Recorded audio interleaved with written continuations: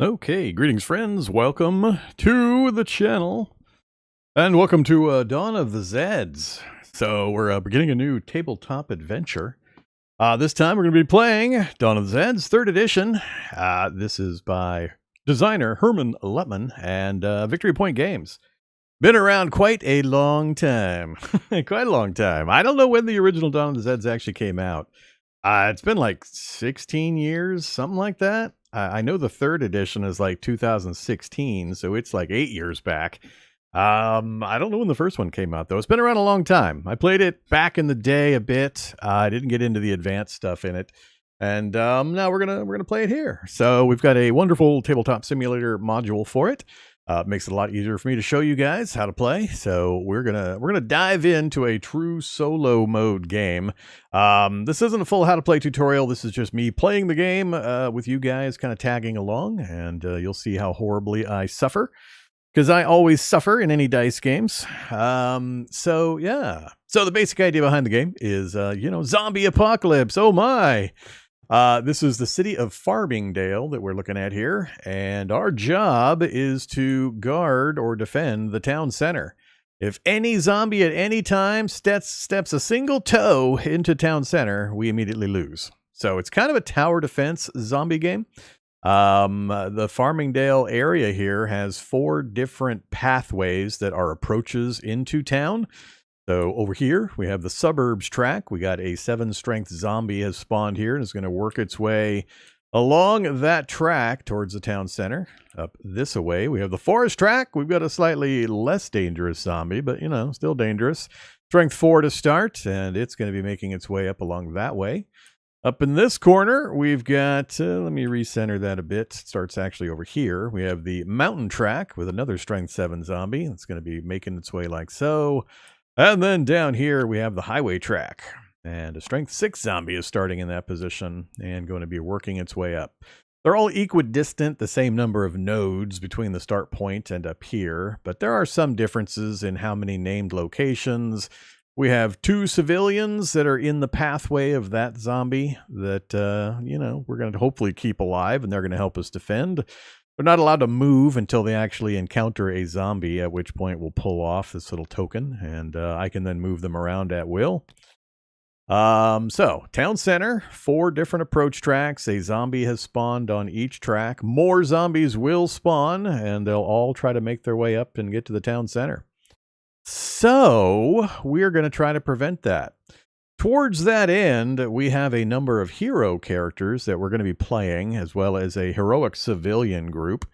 There is an event deck right here that contains 20 cards, and the basic gameplay loop is we're going to draw a card and reveal it. We're going to work our way down through the card and do all the actions listed on it. That's going to do things like special events, summoning zombies, telling which zombies on the different tracks to move up a space, various things. So once we've done most of the event card, we'll then take turns with our heroes. We'll be able to give them actions to move, to fight, to forage for supplies, etc.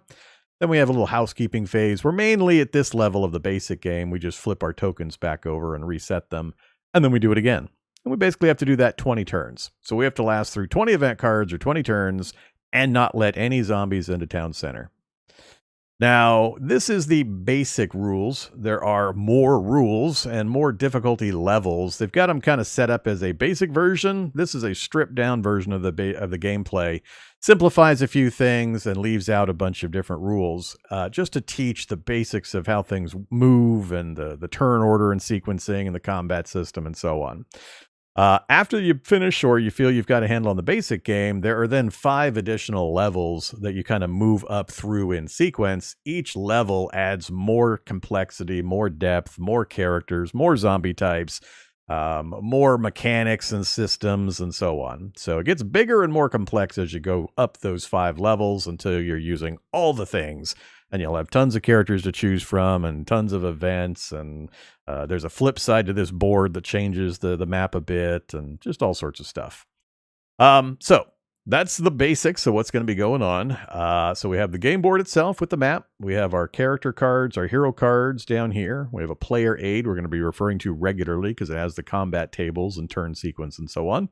We got our handy rule book if we need it. We've got a fate deck and an event deck. Occasionally an event card will tell us to draw a fate card, and we'll just follow the instructions. We got some knickknacks out here that we'll pull in and out of the game as needed. Hit tokens and markers and things like that. And new zombies are in that bag. Off to the right, we have an extra hero. We actually had 5 total heroes to choose from. And the mayor is being left over here unchosen. And we had a second heroic civilian, the Farmingdale Furies Roller Derby Club. It's possible they'll come into play through these cards a little bit later. But for now, we just have these guys. So let's take a brief tour of our heroes, and I'll explain some of the basic mechanics, and then we'll get playing. First thing I'm going to do, actually, is let me move their little tokens. Everybody starts up here in town center. So let me just drop their little standee tokens up here. All right. And then we'll take a look at the actual characters. Let's put these little tokens on top. So the anatomy of a character card. So we have Mr. Johnson here. These 2 numbers are his full health strength and his wounded strength. He can take 2 hits. First time he takes a hit, he gets flipped. Well, he doesn't get flipped, but his little token that I put up here gets flipped to show he's wounded. But so he has a healthy combat power and a wounded combat power. This is his movement speed. He can go 4 spaces. So it's 4, 4, 4, 5 for Captain Piazza, and VFW Local 12 can move 3. And then we have abilities. And I'm not going to explain all the abilities right now. I'll highlight them as we use them for the character. But it's things like when he enters play, we get 2 supplies and 3 ammo. We're not actually using supplies in this basic game, but we do get the 2 ammo. Or 3 ammo, I mean.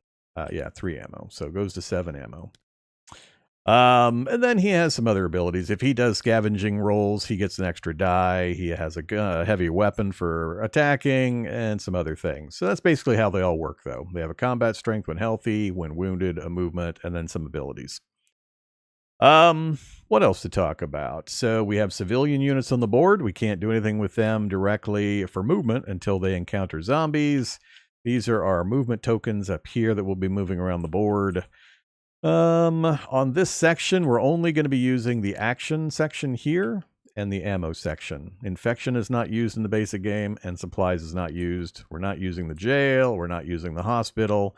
So mostly it's just the town center here, the 4 movement tracks, and then these 2 lines right here. And then we'll draw the cards. So I think that's enough of an overview. Let's just go ahead and cycle some turns, and we'll get things started.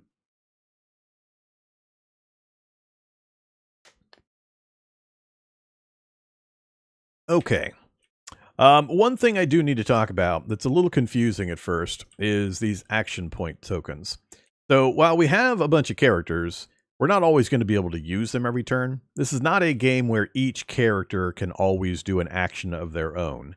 It uses kind of an action point system where you're given a certain number of actions, and then you can divvy them out however you want. So I can have each character take an action if I have that many actions, or I can have one character take all the actions if I think that's more important. I can divvy them up however I want in most cases. When we draw the event card, one of the things it's going to do is tell us how many free actions, how many event actions we get this turn. So let's say it gives us 2 event actions. These are universal. I can apply these anywhere I want. I can tell any character to do any number of actions with these actions. I don't have to use them on anything specific. Now, I'm playing true solo mode where we're given a player action. I put it over Mr. Johnson just by habit. It doesn't really matter where it goes. It's another universal action. I can assign it to whoever, so just realize this is not specific to him. I just put it here for convenience. Now, this one, the initiative token for Deputy Schmidt, is different because it's actually his ability specifically. Once per action phase, he receives a character action to spend on his unit only. So I can flip his initiative over, and that has to be spent on him. Unlike that token or these. These I can do anything I want with, but that one can only be spent on him. Similarly, the sheriff has leadership. It's a similar kind of thing, but instead of giving him an action, he can direct a civilian that is nearby to take an action. So he could order the VFW to go ahead and move or fight. As long as they're in his space or not more than one space away, he can give a free action to somebody else, one of the civilian units. And that's pretty much it. Now, the game uses a scaling system for difficulty. Right now, I'm playing true solo, meaning I get one single player action. If other humans, real-world humans, were playing, or if I chose to simulate that by playing what's called multi-handed solitaire, where I say I'm going to control four characters, for example, all four characters would be given one of these player action tokens. We have lots of actions. The consequence to that, though, is the game auto-balances that by giving more events that cause zombies to appear and zombies to move, to counteract how many extra actions the players now have. So in this version, I'm just going to play true solo, just a single one of these actions, and we're going to be ignoring some of the information on the event cards due to that, because we don't need to use that balancing system in order to compensate for the additional players. So with that out of the way, let's go ahead and get start playing. So all we do is draw an event card, and we'll just start following what's going on. So let's pull that and then zoom in on it. So we've got the hunting lodge located. The event deck, I'll also mention, if you look at the star here, you see it has 1 star. This is an assembled deck. There are 20 cards in the deck, but they're not just completely randomly shuffled in.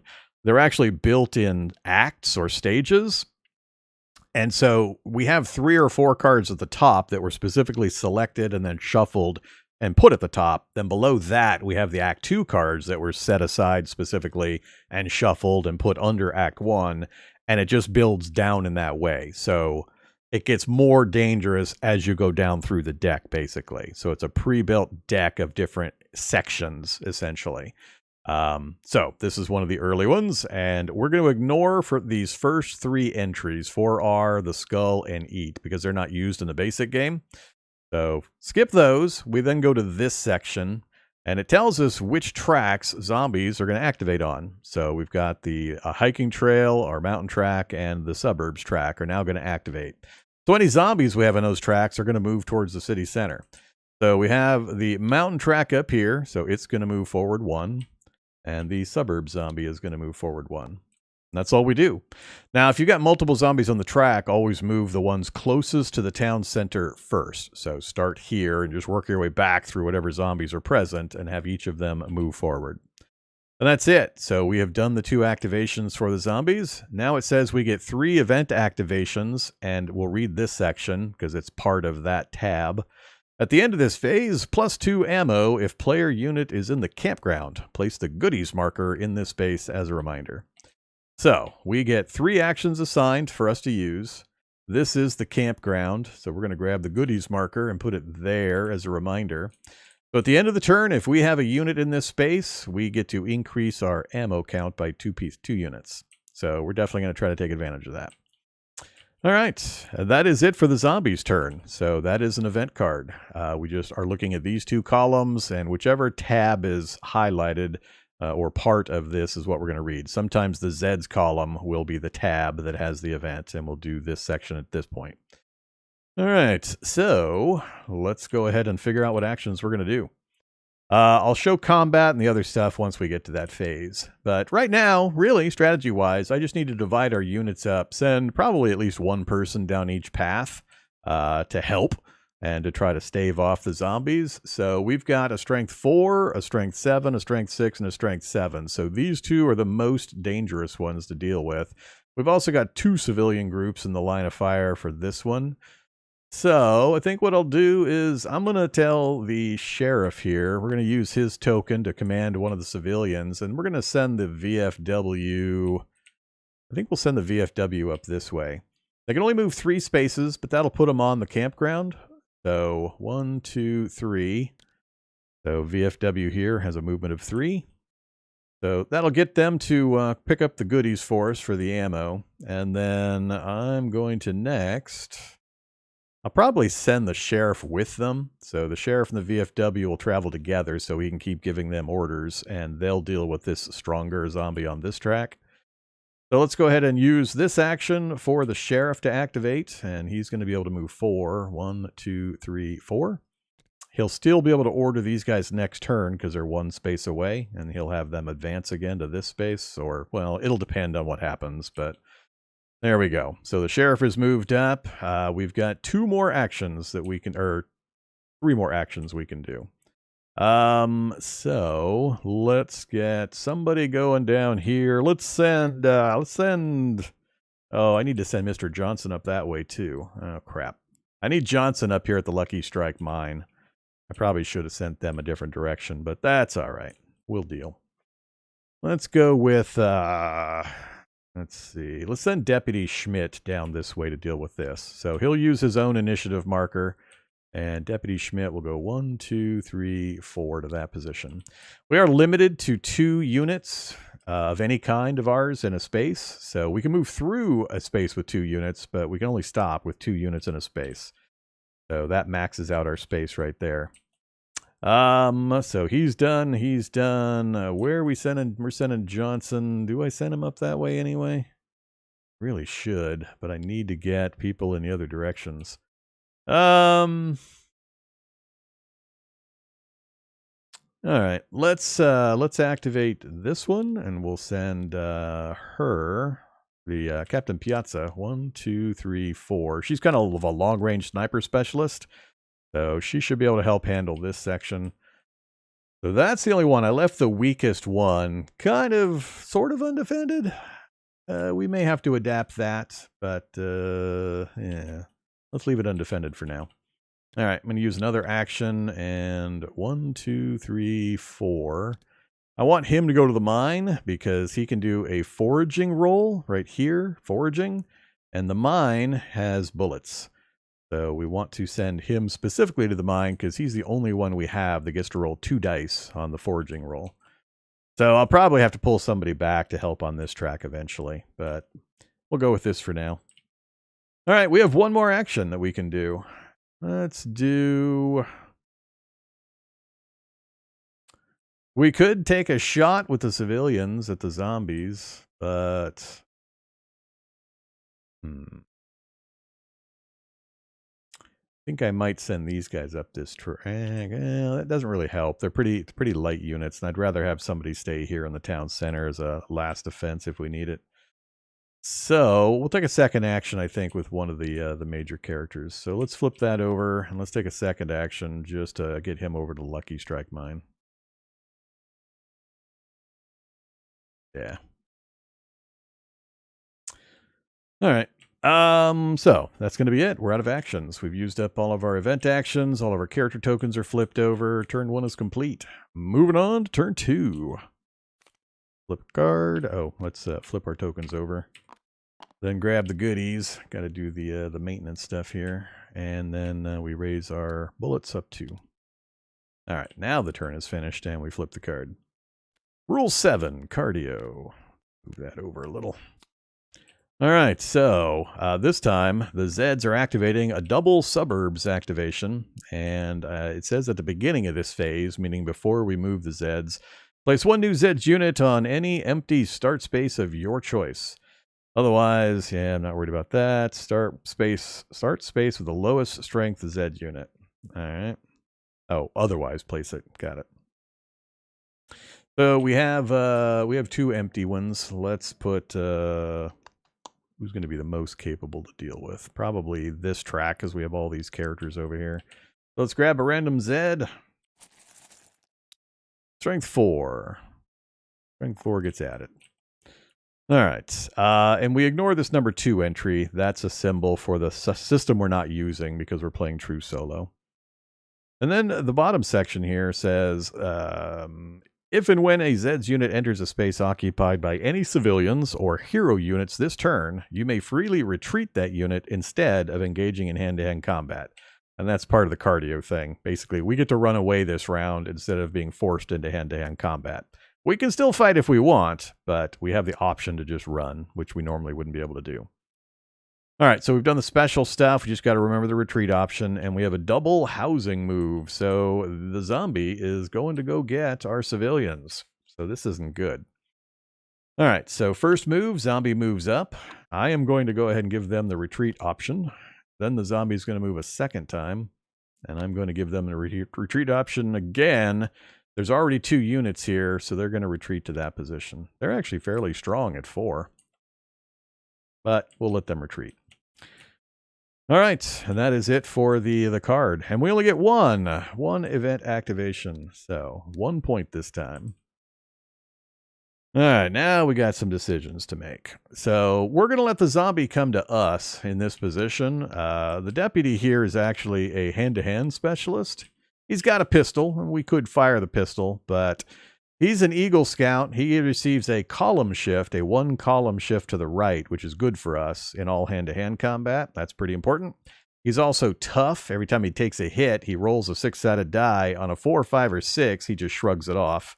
And he also has martial arts, which lets him re-roll 1 die. So he's pretty good in combat. Strength 4 is respectable, and with those bonuses, he can even the odds pretty quickly against the zombie unit, and hopefully he manages it. All right. So I'm going to let him sit. I'm not going to actually have him do anything this round. We'll wait for the zombie to move into him. The other reason I'm waiting is because we also get a column shift because of defensive terrain. So this location gives a defensive terrain bonus. If I attack out of here, I don't get that. I only get it when I'm defending the space from a zombie moving in. So between that, plus the shift he gets from his training, plus the die roll, he'll actually be in an advantage against the zombie, even though the zombie is pretty strong compared to his base strength. So you'll see how that works here shortly. All right, so what are we going to do? We do have an action with the deputy. I can either take a shot and burn a bullet, or I could have him just forage in that space, and we'd roll 1 die, and if he rolls a 6, we get another bullet. Because I have to use this on him. I don't have any other option. I think, because he doesn't get any of those advantages when he fires the gun, I think I'm just going to forage. So we'll just take the single die roll. Need a 6. Oh, look at that. See, Radar? See? Are you seeing? I'm demonstrating the proper method of dice rolling. Did you take notes? I'll wait. You go ahead and write it down. I told you, it's more wrist action. You got to really flick it. All right, so what we did was we rolled right here. We did foraging. He does not have a special ability for it. He is not at the mine, and he needs a 6, basically. So he's just at an other named space, and only a 6 would have gotten him the bullet. So yay for us. We're up to 10 bullets. All right, time to free fire with some of these other characters. So he's done. Now, what are we going to do with the leadership token for the sheriff? We got a pretty strong group coming, and a consequence we have to be really careful about is as soon as these 2 units end up in the same space together, they form a giant mob of zombies, and they basically add their strength together. So that becomes an 11 strength zombie mob that we have to fight against once they get in the same area. So it's good to try to pick them apart before they do that, but, you know, we've got things we've got to get organized here. Now, he is very strong. He's got a 5 strength for combat, for his gunfire as well. He can do a long-range attack firing 2 spaces, but he takes a column penalty for it. He's tough, so he gets that die roll to cancel, and he does have martial arts, so he's good at melee as well. But 5 is a pretty respectable shooting number. But we have to give a command to these guys first. And we can't clutter everything up because only 2 of our units can be in a space together. And these guys aren't allowed to move until they encounter the zombies directly. He's going to stay here. So I think I might actually order the VFW to go up this way. And give them independent orders later. And have him kind of tag team with these guys initially and retreat them out or something. Leaving him to guard this column. So let's do that. I'm going to give orders to the VFW. I think I'm going to send them back the other way. So back to the town center. The advantage of the VFW, by the way, is here. So they're a heroic civilian unit. Only 3 strength, full health, 2 strength when wounded, 3 move. But they have this armed and ready ability. Basically, they brought their own ammo cans. So this unit's first gunfire attack each turn costs 0 ammo. Still costs you an action to do. But you don't expend any ammo when the VFW fires, which is really nice. You really want to take advantage of that. And they also get to ignore retreat results, forcing the Zeds to retreat instead. So they still take wounds, but if it tells it that they have to retreat, they say nope, and the zombies have to retreat. So very nice, very powerful heroic civilian unit. Okay, so that's his other ability. Now we've only got 2 actions left. We're really lean on the actions this time. So what are we going to do? We got a strong unit here that we're kind of waiting to impact our civilian there. Captain Piazza's not going to do anything this round. I'd like to get her moved up, but she's just... there's nothing she can really do at this moment anyway. The starting areas, by the way, these initial points are no-go, no-fire zones. I can't shoot into it. I can't move into it. Basically, nothing can happen here. They're just the launching points for the zombies to come into play. So what I would like to do is put a hurt on this if I can, but that means I'd have to use 1 action to get the sheriff into range and then a 2nd action to shoot this one. I don't need any activity over there. Yeah, I think that's... do I do that or do I forage? No, we're at max bullets, so that doesn't make any sense. So yeah, let's do 1 action to move to this position. So that's that one, and then we'll flip our only other action to actually take a shot. So now we get to show you combat. So the first thing we do in combat is we take a look at the 2 numbers. So it's 5 versus 7, so the zombies are higher than us, but they're not double our strength.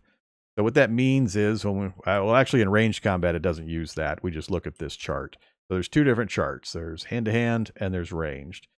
In ranged combat, we just find our column for strength, which is 5, and we roll 2 dice. It's very straightforward. And any number you see, that's how many wounds we inflict on the zombie. All right, so here you go. You watching, Radar? Let me demonstrate how this works. Here, I'm gonna put a couple of dice on each side. We'll do gunfire with these dice, and we'll do melee combat with these dice.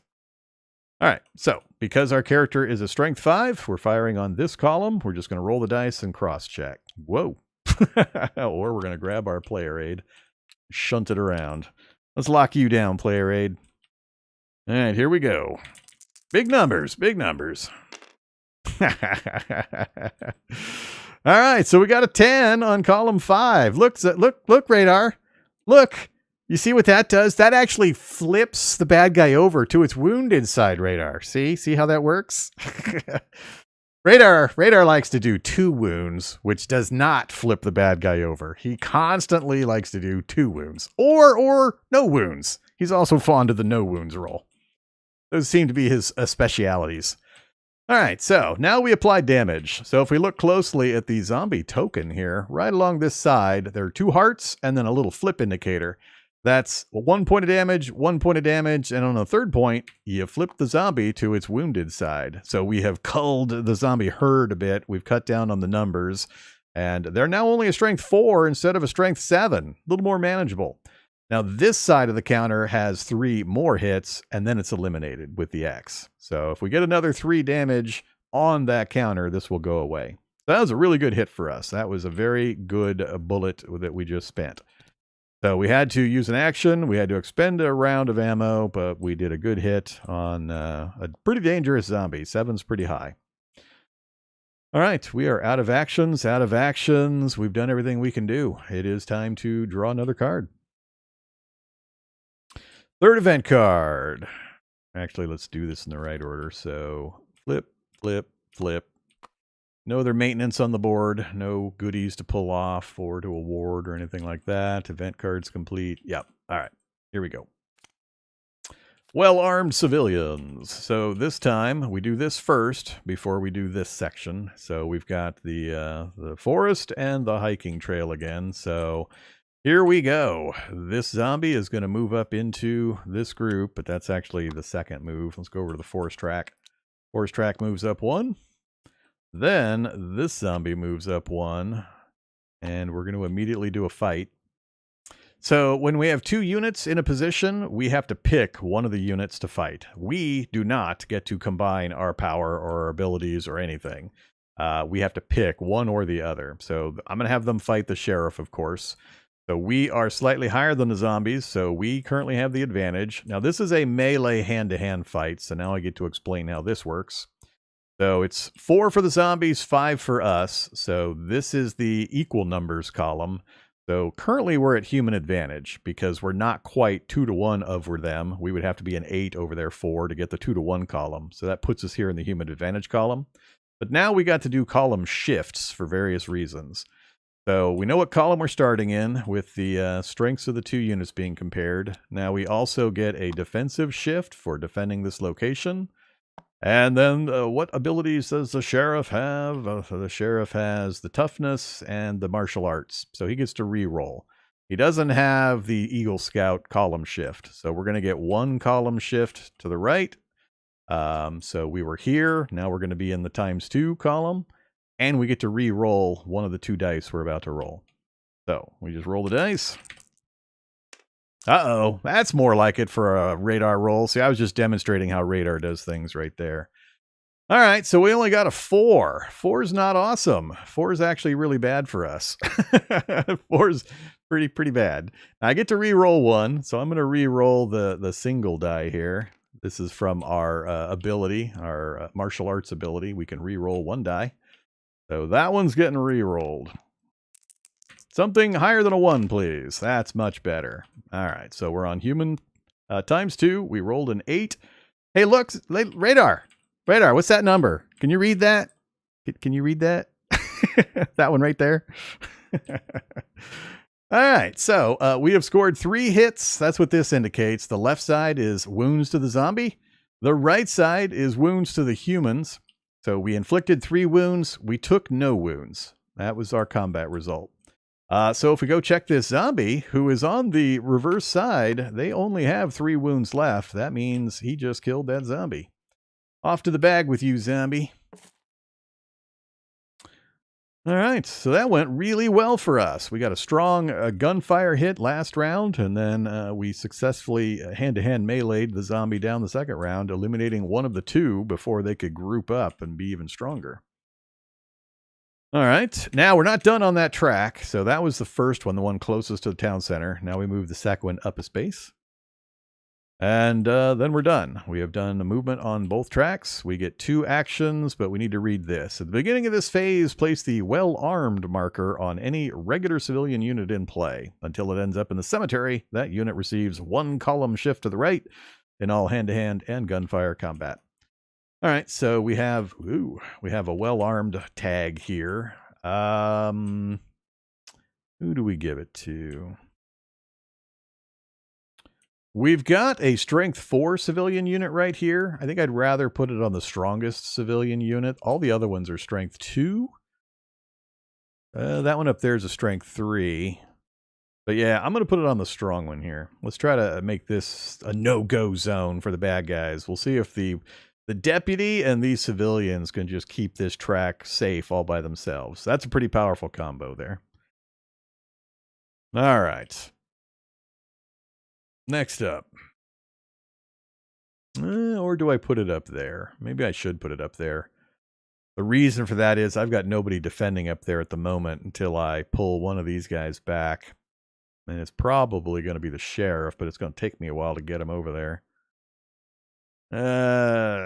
What to do? And they're going to be in more need of a column shift because they're at a 2 to 1 odds for the zombies' favor because it's a strength 4 against a strength 2. So at least that would by itself move it over to from a 2 to 1 to a Zeds advantage, and then the defensive terrain would get it to equal 2. Yeah, let's do that instead. All right. Decision made.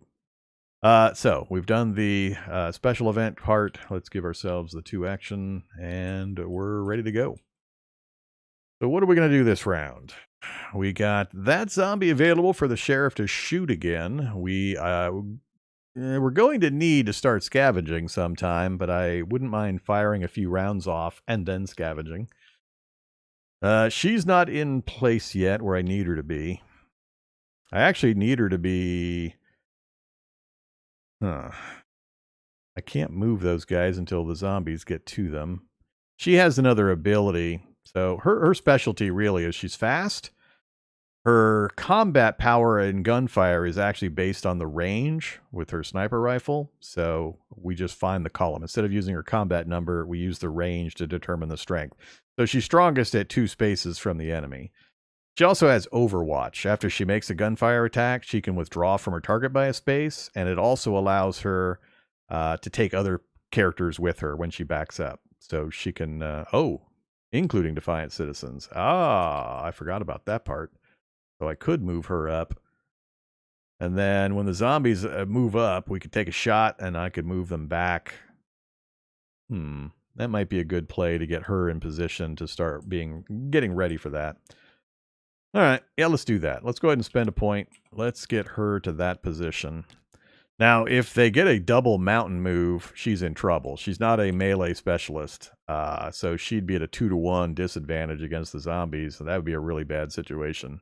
I'd probably sacrifice the civilians into the fight and let her back off next round, but we'll see what happens. Hopefully we don't get a double mountain move.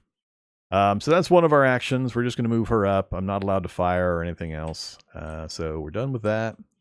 Next up, I think I would like to... I'm still going to let that one happen. I'm going to let him come to us, so we're not doing anything over here.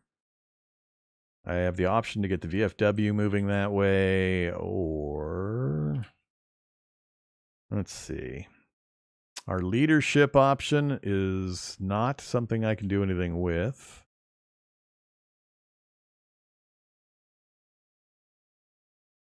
Other than I can give them a forage command. So they're going to try to forage this location with their ability, because otherwise it's useless. So we're going to roll 1 die. I'll just make this die the forage die. Another 6 would be great. This game is easy. This game is so easy. Oh my goodness. Okay, so that's that. He's going to go ahead and fire. I mean, we got bullets and he's got an action, so he's going to try to fire here. So for gun combat, it's just his character strength. So we're on column 4, rolling 2 dice. Nothing special about this one. We got an 8 on column 4. That's 2 points. So not quite enough to flip him. We'll just put, actually, we can just put a single and flip it over. So he's got 2 wounds. So their special abilities are done. We've got 2 actions to go. Let's do a mix. Let's shoot here first. We'll use up one of these bullets, and then I'll go ahead and try to scrounge up some additional ammo. So we're gonna have the sheriff shoot into this space, and again, it's just his strength 5. We got a 7. Unfortunately, that's only 2 damage, so not enough to kill or wound it anyway. Or flip it, that is. Whoops, get back in there. This bag. I didn't? All right, well, there he is. And then we use one right now. All right. I need to get in the habit of when I move the action, I also move the bullet. I keep forgetting that part. Then I have to go back and adjust. All right, so he took the shot. He did get a good hit, but not quite enough to flip it to its damage side. So I could, given where we're at, I think I'm just going to take another shot. We got so much ammo currently. I think it's better just to try to keep eliminating. So I'm going to have the sheriff take another shot. So we will... Oops, did I not use his action either? Damn it! Now I've talked myself into forgetting what else I've done.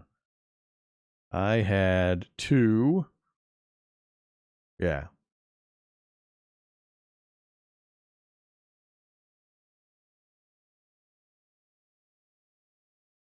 Alright, I think I'm in the right spot. So we'll flip this over for our final action, spend another bullet, and he'll take with the final shot.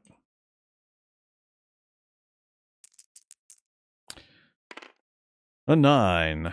So strength 5, a 9 is 3 more wounds. Not quite kill him, just shy. So 1 point will flip him over.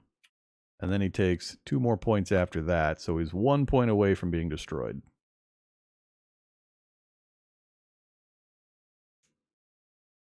All right, actions are done, ammo's done, actions are done. We should be all set. What's the goal of the game? Goal of the game is to survive for 20 rounds. We have a 20 card event deck that we have to go through, and we have to prevent any zombie from stepping foot into town center. If during the 20 turns, any zombie from any of the 4 approaches makes it into the town center, we don't fight that zombie, it's just instantly over. So we have to make sure nobody ever gets into town center. The last bastions of defense are these 4 positions where we have barricades and defenses put up, where we've got a 2-column shift in each of these spaces. But any zombie makes it here within the 20 turns, we lose. That's pretty much the only goal. Stay alive. Keep the town center safe. All right, moving on. I think that was the last of the first act cards, so we're now going to be moving into a harder section of cards. Let's go ahead and flip our tokens back over. We're in pretty good shape so far. This guy still worries me. I might have been better to try to hit him one more time to get him down even 1 hit point more, so he would have flipped over. I debated that. So if we get an opportunity and he doesn't activate, I really need to get at least one more wound on him to get him flipped. Because we're going to get more zombies here coming up, and they're going to start combining into big groups, and it's going to get ugly. All right, let's go ahead and flip our event card. We got the Zeds Disease Quickening. So it's the 2-star card. We're into the next section. Ouch. A highway, a forest, and a forest activation. And we got to read this. At the beginning of this phase, make a fate draw. All right. Place a new Zeds unit on the start space of the fated track. So, fate draw. So it says up top where the forest. So our forest track is over here. And we have to draw a Zed unit. Place a new Zed unit. All right, so we got a strength 6 new Zed unit on the forest track. Then it says play this card. Immediately suffer -2 supplies and -1 ammo. No penalty if you don't have enough to lose those entire amounts. So we're not using supplies in this base game, but we do have to lose the ammo. All of a sudden, we went from 10 down to 6. All right, back to the event card. During this turn, for each regular civilian unit eliminated or sent to the hospital after its saving roll, place a new Zed unit on the space where it was killed. So if they manage to kill any of my civilians, which they shouldn't do, then they would turn into a zombie, basically, the quickening zombie disease. We don't have the hospital in play this turn, so it's just if they kill the unit. Then we have highway, forest, forest. So this is the highway track. So highway moves forward. It's now in play, and we can start shooting. And then forest, forest, our least defended track, now is not good. So first move, second move. We have to do this fight, and even if we fight the zombies off, they'll retreat to here and then combine with this unit when it moves up. All right, so this can now go away. They have seen that, yep, them zombies are real, all right. They're no longer defiant. They are well armed, though. So we're going to get a 2-column shift and start at a 2-to-1 negative. So zombies are double our strength, but we get a 2-column shift. So if we look at the hand-to-hand chart, this is our starting column, 2-to-1, and then we get a 2-column shift, so we're back to an equal fight. So we're going to roll the 2 dice and apply the results. Now, when you look at this chart, the highlighted area, white here or dark here, indicates who the loser is, and the loser has to retreat. So low rolls are universally bad for the human player, and high rolls are universally good. So you'll notice here a low roll gets us the most damage, and we have to retreat our human units. Whereas the reverse is true on this side. So a high roll is better for us in all cases. And that's true across all the game systems. You want to roll high all the time. All right, so we're all set, right? 2-to-1 start, 2-column shift, 2-to-1 start, 2-column shift. We're on the middle, equal 2's column. We need a good high number.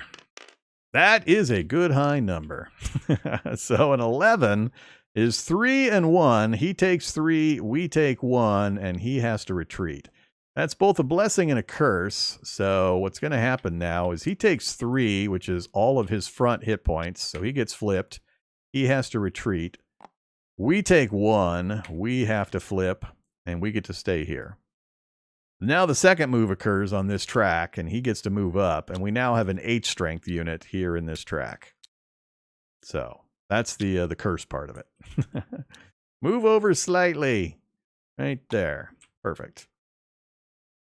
Okay, and that's it. So highway and then the double forest one.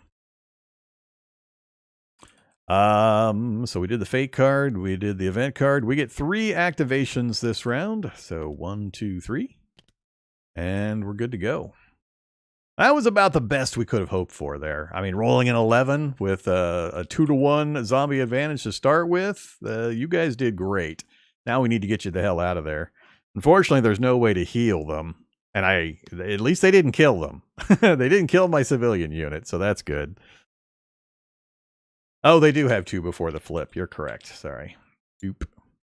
I keep thinking my brain was in hero mode where the heroes flip on 1 hit. But the civilians actually do have... They're a group. So they took their first hit. So they're still okay on the 2. Alright. Need to pay attention more and talk less. I get ahead of myself as I try to think ahead what I need to do and what I need to tell you guys. So we're all set. We need to do some actions. So we've got our 4 universal actions plus our 2 specialists. So we're still looking good here. We only need 1 more hit to eliminate this group. So I think he'll just use his command to have these guys shoot them. Yeah. So let's have them take a shot. They are going to consume an ammo for their shot, so we'll flip the token, we'll consume the ammo, and then we'll roll the dice. They are only strength 3, which is, it's respectable, so we need at least a 5 or a 6. 5 or 6, that's all we need, because they only have 1 hit point left. That'll do it. We got a 6. So a 6 on the 3 track is 1 wound. All we needed. So it had 2 markers. He'd only take 3, so he is out of here.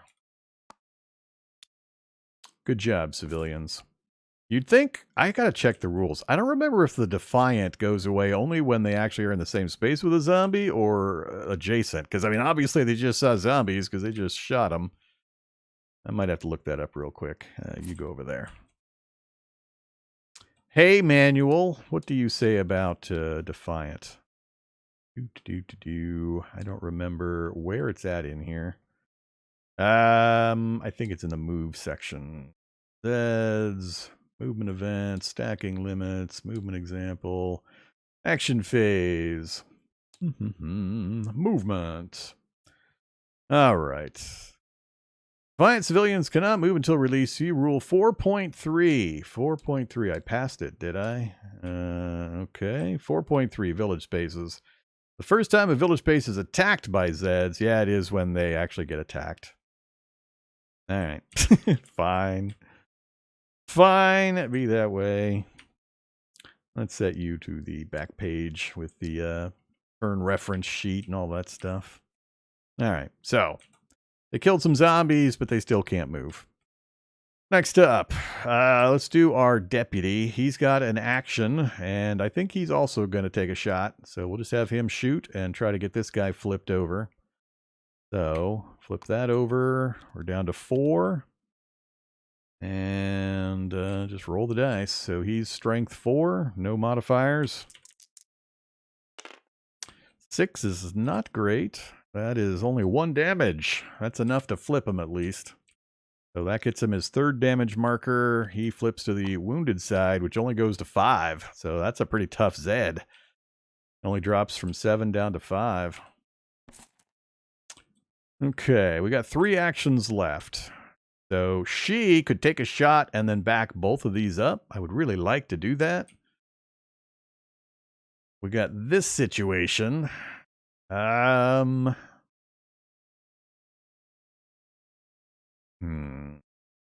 And I need to forage, if not once, twice. Bullets go away so fast. Oh, I agree. It's a lot of early bullet usage. I don't have enough games played. I haven't played a single all the way through first scenario game yet. So I've done the first like 8 turns or so a couple of times, but I haven't gone any further than that. So I don't know the balance yet of how hard it is to get the bullets. I know to keep Mr. Johnson here on the mine for the best chances, but yeah, the flow of bullets is concerning. I'm just thinking through the things I need to do. I'm concerned about this. I need to get some additional support out this way, preferably in the form of a pretty strong unit. I would like to get him over there, but 1, 2, 3, 4, 1, 2, 3, 4, 1, 2, 3. I mean, it's 3 actions just to get him over into the area, all by itself. He, I think, can handle this guy.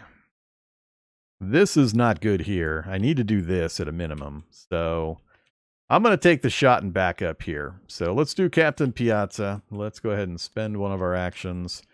Spend a bullet. Take the shot. Unfortunately, we're adjacent, which is only strength 2, which is a pretty bad roll. And we're not using our ammo crafting.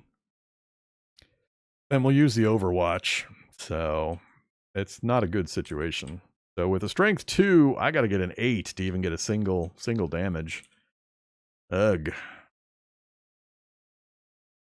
I'm going to do it. We're doing it. All right. Come here, you.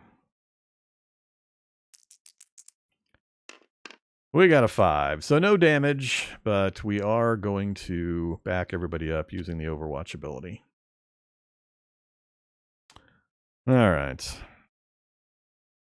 Next up, I am going to use at least one action to get the sheriff moving. So 1, 2, 3, 4. And then I'm going to use an action for Mr. Johnson to use his scavenger ability. So the difference with him is he gets to roll 2 dice when scavenging or foraging. So that's a pretty big benefit. He is at the mine, so 6s will generate 2 bullets. The other benefit of the forage or scavenger ability is that if I roll doubles and they're high enough to be a success, I get both rewards. I get to double the reward also. So if we get 6s, 2 6s, boxcars, we get 4 bullets. So that's the big advantage here. I still need to roll 4 5s and 6s, but if I get double 4, double 5, double 6, we earn twice the rewards. So that's what we're hoping for. All right, let's do the action, see what we get. All right, so we got the 6 result. I get to pick which one if they're not doubles. That's the reason to roll 2. I have to take one of the 2, but that gives us a 6. We get 2 bullets. Hey, that was a real fast zoom out. All right, so back up to 5. Now I've got 1 action to go. I could roll again for more bullets, or I could get the sheriff sprinting a little further along. I'm waiting for a melee fight here. I need to keep this a ranged engagement. She's not good at melee. She has no melee specific abilities, really. She needs to stand off and shoot, preferably at this range, at the 2 ranges where she's optimum. But that means I got to keep feeding her bullets. I think it's more important to get the sheriff positioned along this track. So let's go ahead and spend the token there. 1, 2, 3, 4. So next turn, he'll be in range to help out over here. We're going to hope this doesn't activate because these guys are going to get wiped probably if we do. That's going to be a 3 to 1. I mean, it's a 4 to 1, but the chart only goes to 3 to 1. So it's going to be 3 to 1 with a 2-column shift, which is pretty good considering. I mean, it'll start here, but then move to this column. If we roll high enough, we'll inflict some wounds, but we're likely to land right in here. And it'll be enough to likely kill the unit off, which will be sad-making. All right. So that's it. We've done all the event stuff. We have no housekeeping on the board to do. We flip our tokens. And let's draw our next event card. We got Suburbs Night Assault. All right, we got action in the suburbs. So this first, at the beginning of the phase, this is the infection track. We're not using that in the basic game. We're told to ignore that, so we don't do number 1. Place a new Zeds unit on the suburbs start space. We don't do number 3. That's the one that indicates the Zeds get to move an additional time when you're playing with more than 1 player or player activation token. And then defending units receive no terrain shifts this phase. So the zombies are kind of going berserk on us. We don't get our defensive terrain shift bonus. So we're adding a Zed, no terrain shift, and the Zeds move 1 on the suburb track. All right, let's get our Zed first. Zed is there. Another 6. Ouch. All right, so let's go ahead and move him up. And we're not going to get our terrain shift. And it won't matter, so I'll move him up now. Normally you do want to do it in a very particular order because it matters on when things might join up into a mob. But they're far enough apart, it won't make a difference. All right, let's do this combat. So it's 4 against 5, so the zombies have a slight advantage. That's the column we're going to start on. So it's the deputy here fighting. So he's strength 4 against strength 5. He is an Eagle Scout, so he does get his hand-to-hand combat shift. So we get a 1-space shift. That event card only affects terrain, right? Yeah. All right. So he does get his special ability there. Plus he has martial arts. We get to re-roll one of the dice. Plus if he takes a hit, we get to roll to see if he shrugs it off. So a lot of bonuses here. That's why I kind of had him over here waiting for this fight. All right, so we are starting on zombie advantage. We get the 1 column shift. We're over to equal 2. We're going to roll the dice, and we get to re-roll one of them. Hey, what the hell are you doing? Up in the air, please. That's not good. If I re-roll, it might go lower. Oh, boy. Right now, this is very bad. This is 2 wounds, which we would have to shrug off.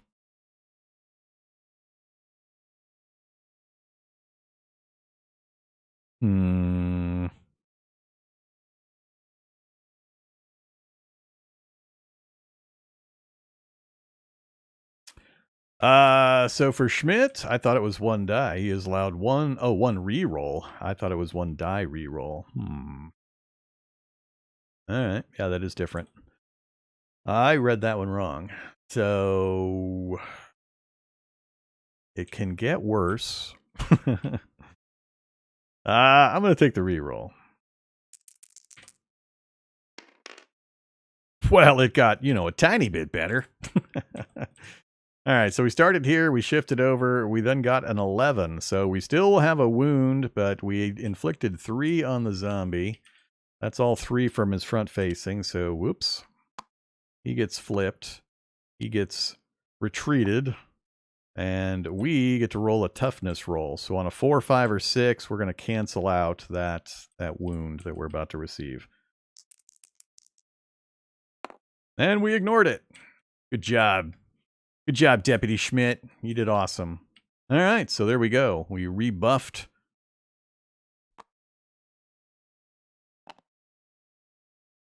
I'm confused. Was he wounded? He was wounded. No, I didn't mean to flip it. I didn't realize what side it was on, so he's out of here. All right.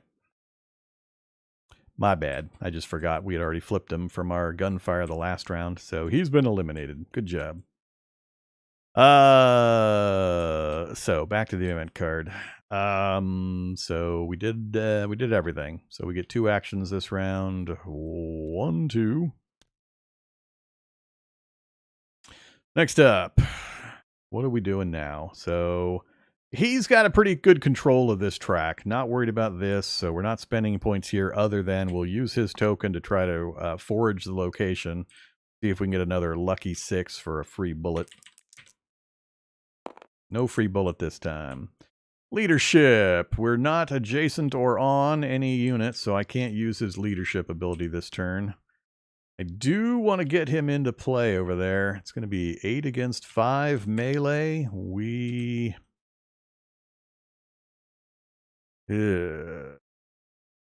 So this is this phase only. So this is no longer in play, right? Or do they consider this whole thing a phase? Or I don't know if they consider. No, this is the phase. So yeah, the terrain shift is gone. All right, so we still get to defend. I definitely want to spend a point on him, so we'll do that. 1, 2, 3. Then we can use his ability if I want to have these guys shoot at these guys. 4 of the bullets. I would like to get this unit eliminated if I could. Thin that out a little bit. I got nothing critical going on. Be good if she could take a shot from where she's at, and if he could scrounge again. Yeah, let's go ahead and we'll use his leadership ability. We'll take the well-armed troops here. Unfortunately, you guys are strength 2, so they started a pretty low column. We'll get a 1-column shift, but that's still only going to be strength 3. Is it worth the bullet for that kind of potential damage?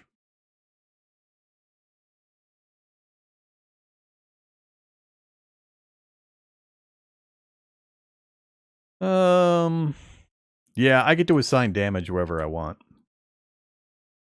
So I can specifically assign it. Well, in this case, it's probably better to shoot that one, because that if we get 3 hits, for example, this would be the better one to get rid of, because that would only remove 2 strength units, whereas this would remove 3 strength units. So I get to pick where the damage is applied, and I can combine it or move it between 2 different targets. So I could do 1 here and 2 here, or whatever I want.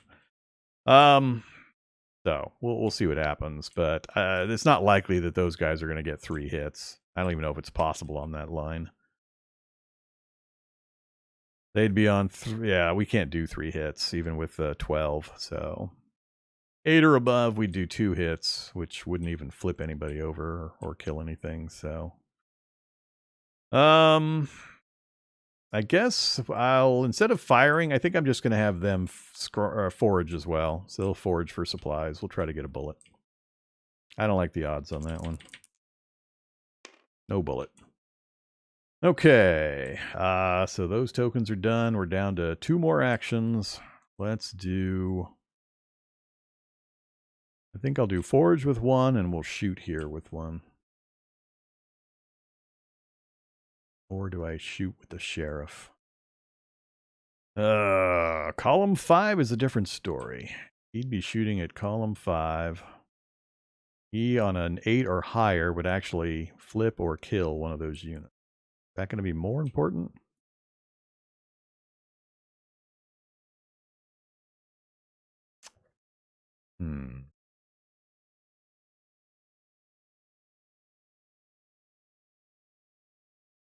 I think that's more important right now. Let's shoot with the sheriff. So we'll use that action, burn a bullet, and we're firing with the sheriff. So column 5, no changes or modifications, and we're hoping for an 8 or higher. There's an 8. All right, we got 3 hits. Column 5. So, like I said, I could eliminate this unit, but that leaves 6 strength points on the board. Or I can do that and leave 5 strength points on the board. Plus, nothing else zombie-wise can get added to this group, so it keeps it at a low strength if a new zombie shows up. Well, sort of. Zombie strengths, the stronger zombies push forward past the weaker zombies. It's kind of the way they work it, but I think I'll do that. We'll take the 3-point reduction in their power. That gets us to an even up fight, which can then be modified. So, okay, last action. I'm going to have him do the forage action again. So, double 6s, please. Double 6s. Ooh, we got absolutely nothing. Nothing. That was not good, Mr. Johnson. All right, that's all of our actions. So flip, flip, flip. No maintenance on the board. Time to draw another card and see what happens next. Right beneath our feet. Ouch. Beginning of this phase, make a fate draw. Okay. We got a hold for later, which is a good card for us, but it tells you up here where things are happening. So something's happening at the highway, and then we'll read through this. All right, select any civilians or hero unit on the fated track, but not in town center or the start space. It immediately suffers a Zed hand-to-hand attack on the equal to column. If it was Defiant civilians, we don't have Defiant civilians. All right, so we got to pick somebody on the highway track to have an equal combat fight against zombies. So highway track is here. This is not good. This is probably the worst track to pick. All of the other guys are better.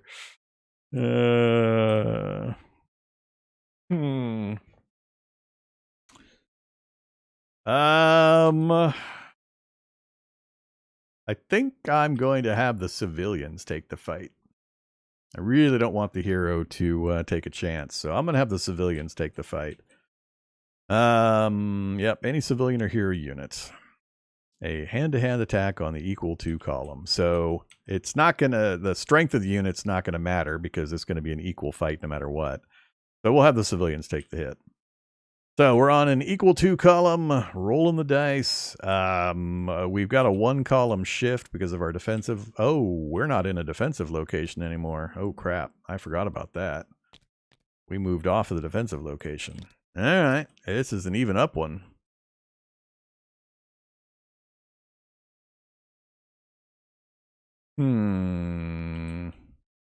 Well, it's still going to be the civilians. I don't have any choice where the fight's going to occur. So, all right, civilians, it's just a straight up fight. No bonuses. Captain Piazza has nothing that's going to help in a melee fight. So, let's see what happens to the poor civilians. Oh, that's not good. That's not good at all. All right, straight up fight. We rolled a 4. That's 3 damage. 3 damage. So 2 damage flips them. And then 1 damage they can take. 1 more damage and they're out. And I'm assuming since they just had a melee fight with the zombies, I can pull this off finally. All right, at least they survived it. That's it for the event card. So we don't do the bottom one again. These are the 2 symbols for when you have more players or more player activation tokens. So your unit suffers losses only and does not retreat. So, all right. So we get 2 points and go about our business. Oh, we still got to do the, we got to do all this stuff still. So we're not ready to go about our business yet. So highway track first. So highway track moves up 1. Next up, we have the suburbs. Suburbs move up 1. And finally, we have the hiking trail. And there's nobody on the hiking trail. Which means we spawn 1. I believe that's the way that works. It's been a while since I've had that event happen. Memory says we spawn 1. Sequence of play. All right, Zeds phase. If there are no Zed units on that track, place a new Zed unit on the start space. All right, I was remembering correctly. Back to the back page. All right, so we got to draw a new Zed unit for our mountain track. Shuffle, shuffle, shuffle. We got a strength 5. Yep, strength 5. All right, so now we have the hiking trail. That was the hiking trail. So we're all done, right? Yep, we're all done. Okay, now we can do our thing. So we get 2 points. We're at 4 rounds of ammo. What has changed? He can still just wait for this guy. This is still pretty dicey. They're back to adjacent, which is the worst for her. He can still do scrounging, and these guys are okay. We got the sheriff involved up there. So I would like the sheriff to take a shot to hopefully eliminate one of those guys. And then... Oh yeah, I forgot to tell you about the fake card. So we'll pull this aside and put it down here. So this is Grim Determination at the Last Stand. Hold for later. Anytime it says hold for later and it's green, that's a good card. So player after a Zeds unit attacks and wins, change the combat result to 1 hit to the attacking Zeds and Zeds retreat. So this is kind of a get out of jail free card for later on that I can use. I'm not going to use this for these early fights. This will be something we use at a critical juncture later because it's an emergency counteraction of like a horrendous roll that's about to kill off a major hero or let zombies into the final space or things like that. So that's a good thing. We'll hold on to that.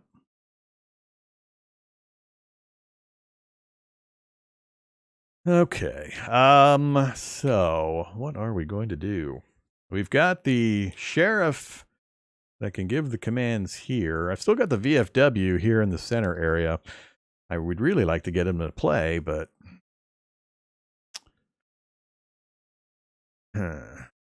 They got 3 movement.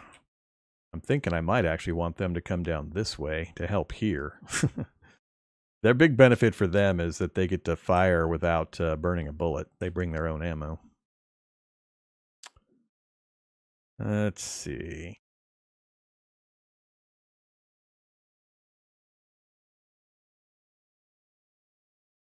I hate doing 2 strength attacks with Captain Piazza. I need to get somebody stronger in front of her that she can stand behind and just keep shooting. When the person in front of her retreats, she can then shoot and retreat back with them.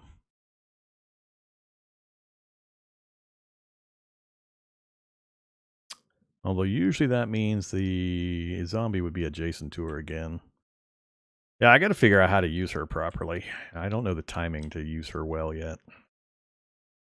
Because the difference between 1 space away and 2 spaces away is a doubling of her attack power. She goes from 2 in this circumstance to 4 if she's 2 spaces away. There are no barricades in the defense in the basic version. No barricades to worry about. What you see is what we got. Barricades are a specific tile that is put on the board. There are no barricades in this version. The closest thing we've got is the 2 defense shift here at these final positions.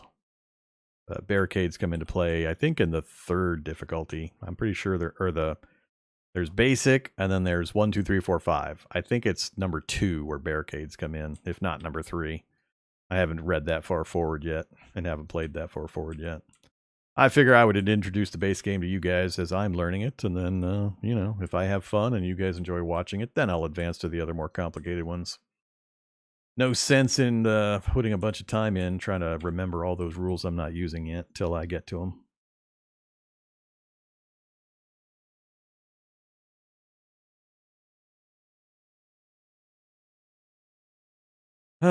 What to do. I think guaranteed we're going to use one of our actions on the sheriff to take a shot here. We do need to get one of these guys dead, so let's take a shot. So strength 5. No other adjustments for him. We're not long range. He doesn't have anything else, so it's just going to be a strength 5 shot. Burn a bullet. And we need a 3, so that means what, 8 again? Yeah, 8 or higher to eliminate one of those 2 units. We did not get it. We got a stinky 5. 2 damage. All right. So let's put it on the stronger unit. So 2 points of damage on you. Next up, we could take one more shot, but man, does that get us low. And I got this to deal with.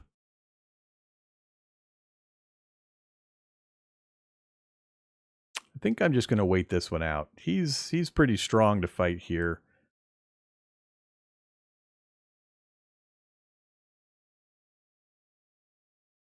With his reroll martial art option plus the defensive, I think he can take that in melee.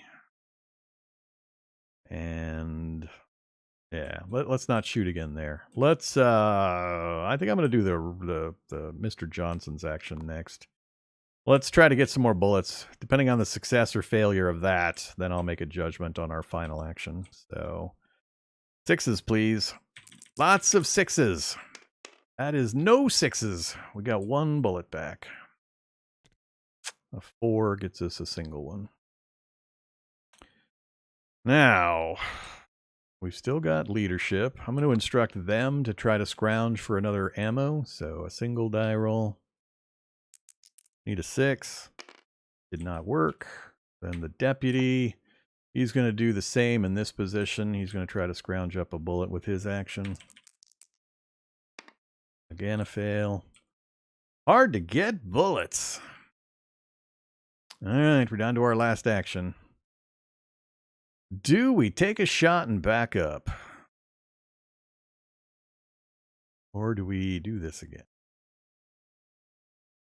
I'm basically sacrificing the civilian unit, because if this guy advances, and chances are pretty good he will, it'll be a 3-1, no defensive terrain shift. They're on their last hit point. I won't want to have her involved in that fight, so they'll very much lose that fight, and then it's a 50-50 roll whether they go to the cemetery or they go to the town center. And then she's not in much better position. So yeah, I really need to get somebody else over here.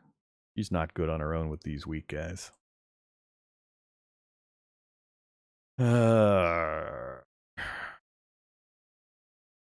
What to do?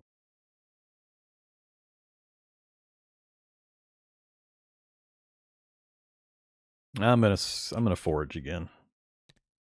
All right, one more roll. Come on, sixes. Nope. I'm paying for those early good rolls, Radar. I'm paying. All right. Yeah, she literally needs to be behind somebody else. That's her whole thing. All right, well, we're out, so we're done there. No maintenance on the board to worry about. Flip the tokens over. And start another round. Let's see what we get. You gotta be kidding. Oh boy. So, Zeds all. At the beginning of this phase, place a new Zeds unit on the start space of every track. Apply the stacking limit if necessary. Remove all hit markers from Zed units. Alright, so all Zeds are going to move. And before that happens, we put a new Zeds unit on the start space of every track. Okay, let's do that in order. So start space of every track. Reload. One there, one there, one there, and one there. We already have a mob. We have a 10-point mob over here. All right, so we've done that part. Place a unit. Apply the stacking limit if necessary. Remove all hit markers from Zed units.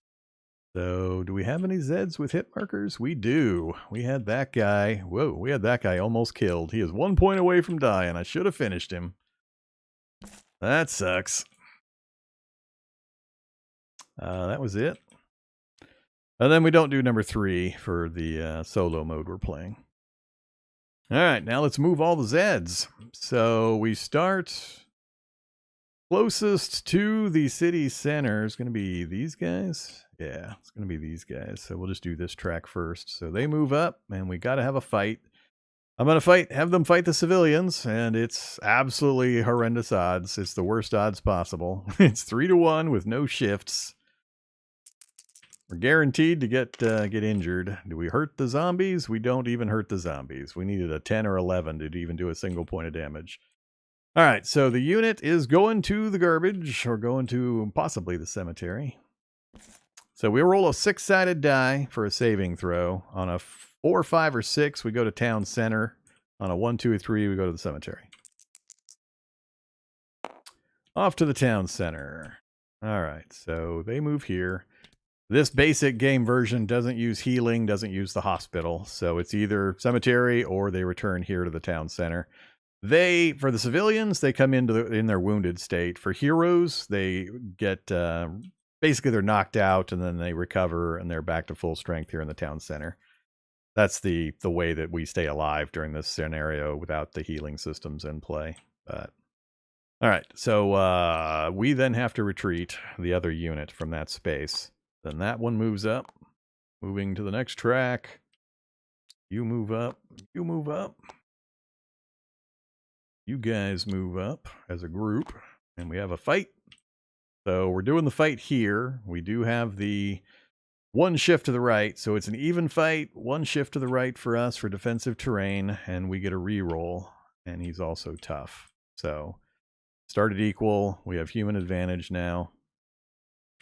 We get a 7. Do I want to re-roll a 7? That's a 2 and 1. We'd have to roll to try to shrug off the damage. 2's not quite enough to kill anything, but I risk, of course, rolling lower if we do the re-roll. Do I feel lucky?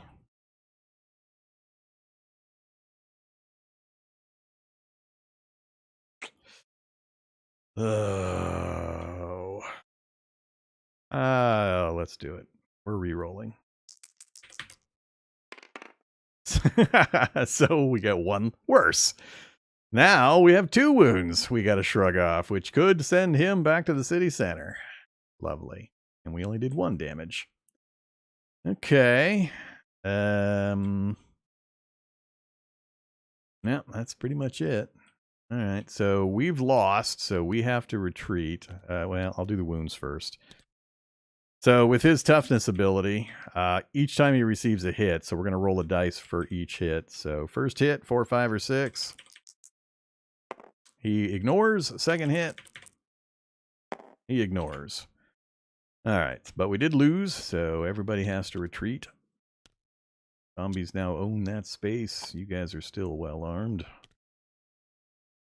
All right, you move up, and then the last track, you guys move up. Okay, everybody has moved. We only get one action this phase.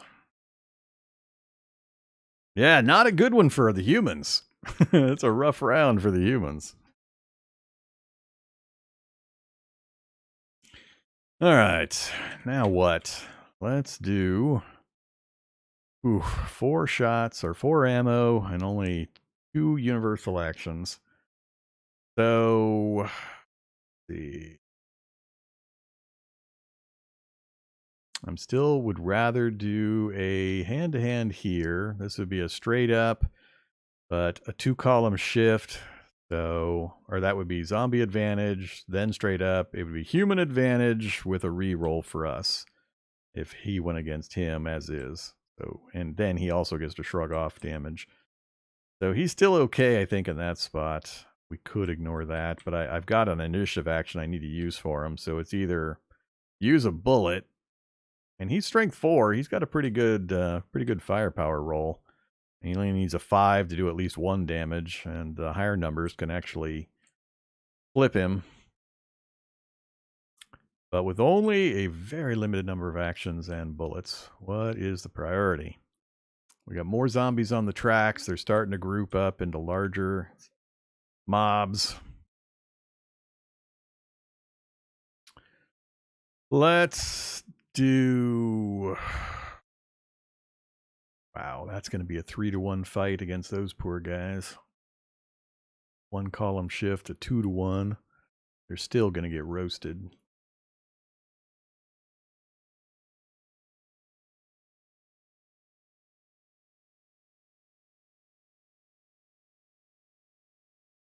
Hmm.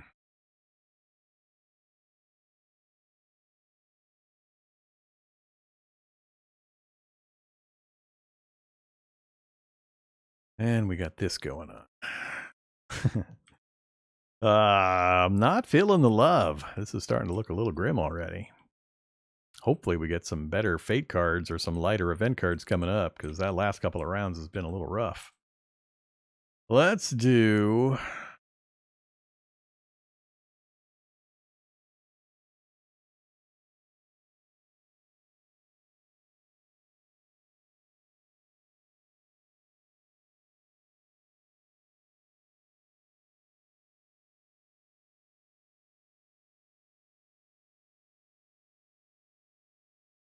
yeah, it's just so hard to get her into position and fire. I mean, I only got 2 actions, and it would take both of them just to have her move a couple of spaces and then get a 3 strength shot at 3 range.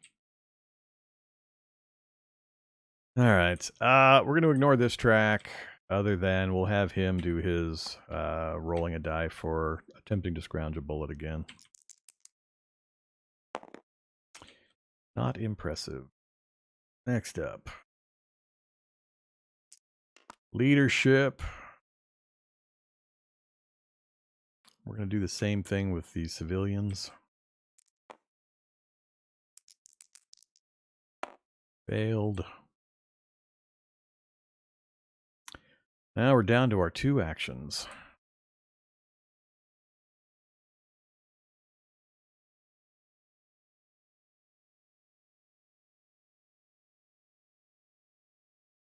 I think I'm going to have to let that come in as a melee attack. Let's do one of the actions to scrounge again. See what the result, and then make a decision on the final action, depending on if we get more ammo. So we are scrounging. Well, we got a 4.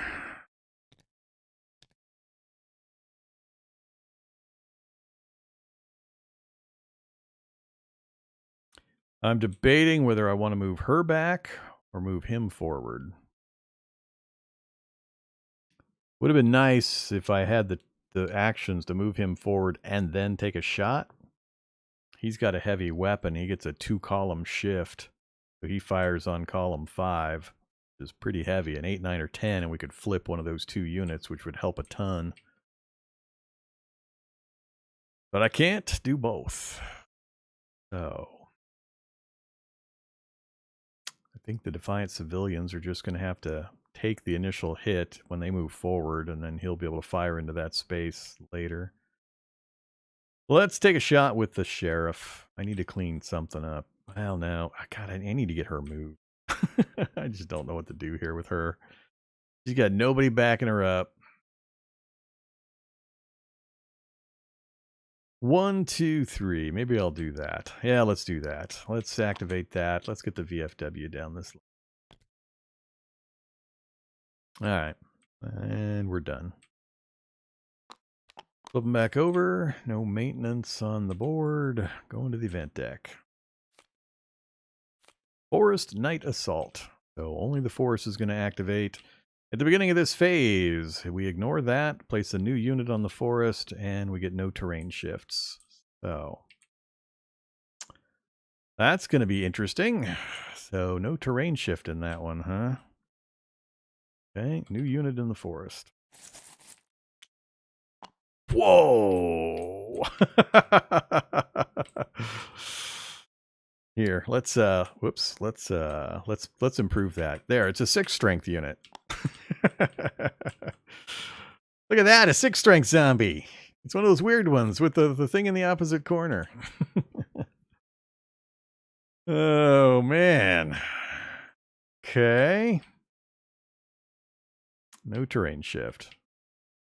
All right, so they shuffle forward.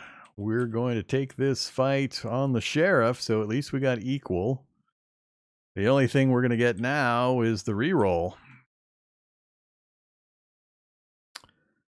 So, equal and just the reroll. All right, let's roll them bones. Nope, taking a reroll. Ah, damn it. 1 and 2, we better shrug. So our group has to retreat. Let's do the damage first. So first wound. We shrug off. Second wound. He does not shrug off. All right, so he flips to his wounded side. He's now strength 3. We have to retreat. The other units move forward. That is looking grim over there, and he's one of our strongest units. And there's no way to heal him back up. Well, there is a way. No, there is no way to heal him back up. Oh, wait, yeah, there is. When he takes the second wound, he reappears in town center on his full strength side. So it's just these guys we can't heal back up because they appear on their wounded side. So we'll take him taking the next charge, actually hoping that we both kill something. And if he takes the final hit, he'll reappear full strength.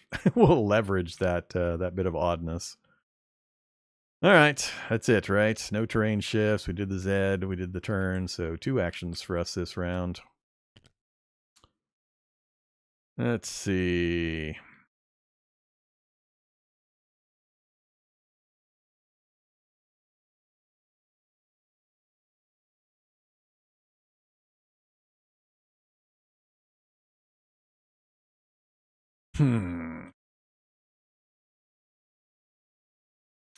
Well, you're still waiting for the melee attack.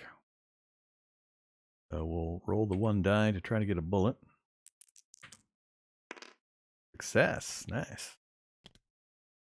And then we're no longer in a named space up here, so we can't scrounge here. There's no foraging on spaces that don't have at least a name. So best they could do with his action would be to move.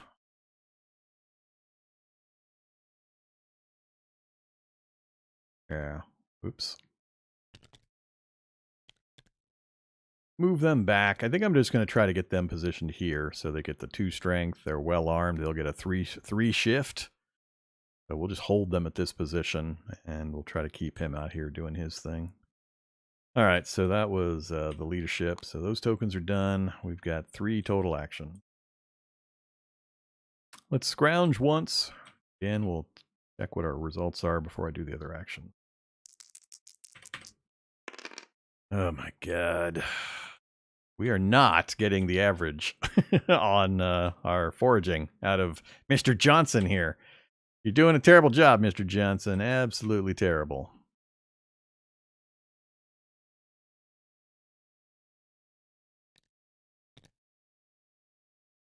Next up, I'm going to spend an action, get her backed up 1. And then the final action, do I do a 3? That is so much less effective than a 5. Or do we take the shot here? I think I'm going to take the shot here. So she's got a 4 strength taking the shot there. Oops, or am I done? I got no actions left. Did I already take an action? I felt like I had an action left. All right, I need you guys to remind me. Did I ruin myself out of an action? I got talking, and I'm not sure if I had moved the token and then started canceling my designs. What did I do this round? I know I did those 2, and then we had 3.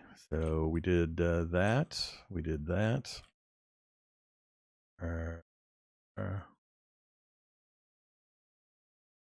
That was his leadership. Scrounged and got a bullet. Foraged for one of my actions. I think I still have an action. Yeah, I'm pretty sure I still have an action. So we're taking the shot here. So it's going to be a 4 strength shot.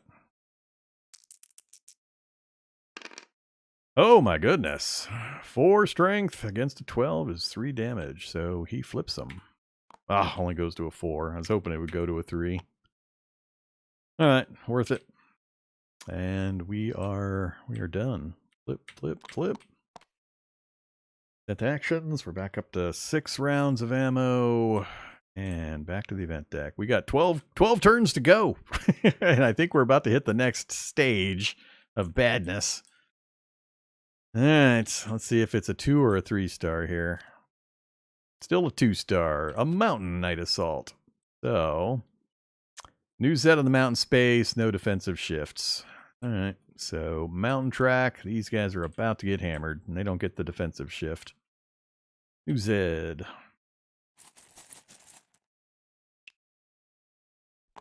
4 strength Zed added. Again, we ignore number 1. We're not doing infection. We ignore number 3, and this does apply. So these guys are moving up. That is a 10 strength zombie attack against a 3 defense, and we do not get the terrain shift. The Defiant can go away. So it's going to be 3-1, unfortunately, with no other changes. So it's a straight up 3-1. It's just super bad news. These guys might immediately go to the cemetery. So Zed 3-1. Low number with a 3-1. That's 4 damage. So that's enough to kill them. So we have to roll immediately. They only have 2 hit points per side. So the first 2 hit points flips them. Second 2 hit points eliminates them. So saving throw. 1, 2, 3. They go to the cemetery. They did not. All right. So they are off to the town center with all these other guys. And then he also moves forward. And again, we only get 1 action this round. Okay. So, no movement here again. So, flipping that, going for another bullet. Failed. Leadership. We do have them adjacent to us, so we'll go ahead and do our leadership action to tell these guys to move again. That location. Done. And only 2 more actions. So we got take a shot. We're waiting on this. I'm actually waiting for them to kill him so we can go back to full strength and I can return. So I think it's going to be take a shot with Mr. Johnson. I think Mr. Johnson's going to take both actions. Let's take a shot first, and then I'll either shoot a second time or we'll scrounge. So we'll use that action. We'll take a shot. He fires at 5. He's got 3 strength, but he's got a 2-column shift for his heavy weapon. So, big numbers, please. Oh my God! No, okay, I changed my mind. We're foraging first. Damn it! That would have been 4 ammo. All right. Well, so we got a 4 damage. So column 5, a 12 is 4 damage. So that's going to be, are they equal? 5 to 3, 5 to 3. So 1, 2, 3 damage. And yeah, we should concentrate it. 4 damage. Good shot, Mr. Johnson. So 2 more damage, and we're on the 5 column. If I shoot again, whoops, move that down also. If I shoot again, we might be able to eliminate that one. Which I think we're going to do.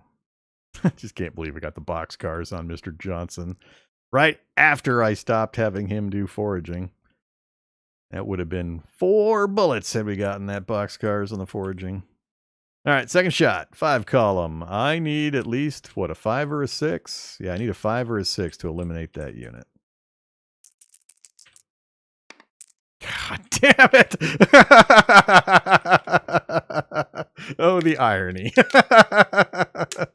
What are the odds of that? I'm sure somebody can easily check the odds on that.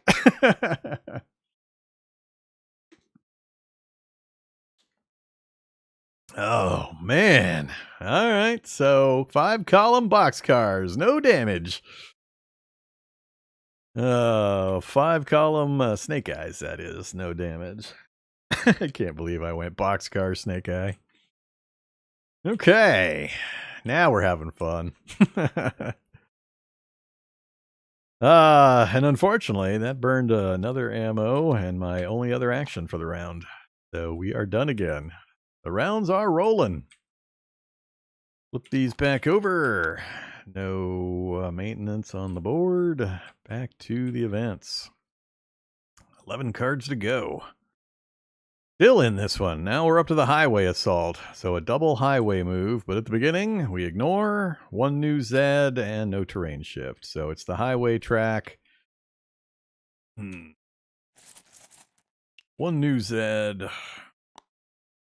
And they all move double. Oh, great. So that's not good. So they move 1, move 1, move 1. Then they move a second time. And we got to do the fight before I move anybody else. So who am I going to have take the fight? I think we'll have the VFW take the fight. So 3 on 4. That's going to be a zombie advantage. We are not in a named area, unfortunately, or a defensive area. So no column shift for defense. I might as well just back people up here, but then I worry about a double move, game ending. But, all right. So it's a zombie advantage right here. And the only other thing the VFW gets is they don't retreat. So they get to ignore retreat and forcing the Zeds to retreat instead. All right, let's take the roll. What do we got? An 11. Zombie advantage 11 is good for us. The higher is always better for us. So 2 wounds to the zombie, 1 wound to the VFW. And the zombies have to retreat. So that pushes them back, and they get 2 wounds. Flip it. 2 wounds for them. 1 wound for the VFW. Still in the fight. Okay, and then you move up and you move up for the second action. All right, we're done, and we only get 1 action again. Man, need more actions. This is getting ridiculous. Oh, this situation again. with lots more power coming up. And this is going to turn into ugly here pretty soon, too. They're all looking ugly. All right, so figure out the easy ones. Flip you, go for a bullet. This is my bullet die. My scrounge die. Nope, failed. Leadership roll. He has nobody in range to leadership, so it doesn't matter. And I'm going to stay in place there and just let them charge, because I'd like to get him actually wounded and flipped back over so I can then step him up into this defensive position. So, not going to do anything there. So it's back to Mr. Johnson and Piazza, really, as being my only choices. So, ideally, I get her backed up one space. The VFW holds the line, and she just fires over their heads at the zombies. So let's take a shot with Mr. Johnson. Going to be down to 3. So another strength 5 shot. No snake eyes this time, please. An 8. An 8 gets us 3 wounds. That's enough to eliminate. Or, well, that completely removes that one for 2 wounds, and then I can do 1 wound on him. So we'll transfer a wound, and you're gone. All right, so then that guy is going to step up, and we'll be back to kind of where we were. Now what? 2 points with a 5 column. I could probably get that guy flipped as well. I just need to roll a 5 or higher with a chance to kill him. No, not kill him. I'd need to do 5 damage to kill him. We can't kill him, but I could get him flipped.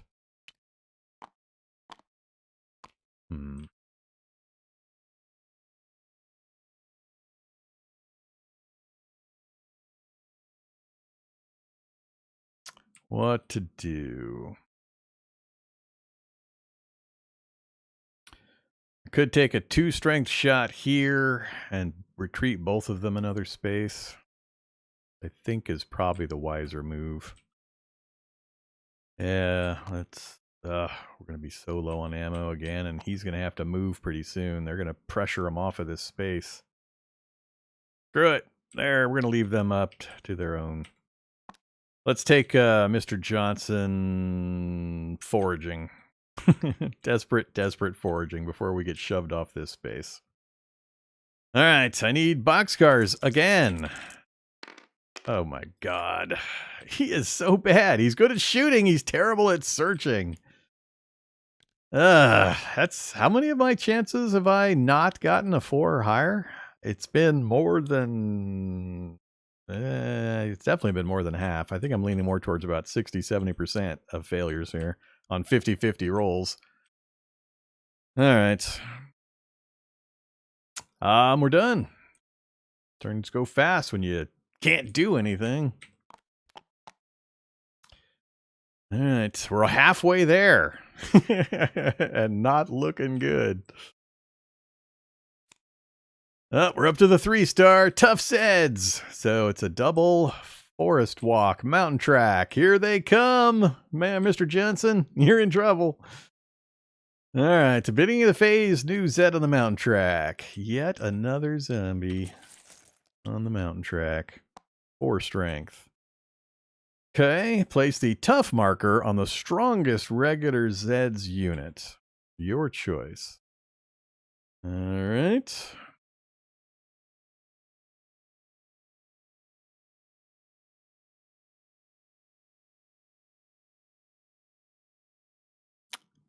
Wait, what? Place the tough marker on the strongest regular Zeds unit. Unit elim. Oh, okay. That's they got toughness for the zombies, basically. Same thing as toughness for the heroes. All right. Until eliminated for each hit, it takes. Ooh, wow. That's even better.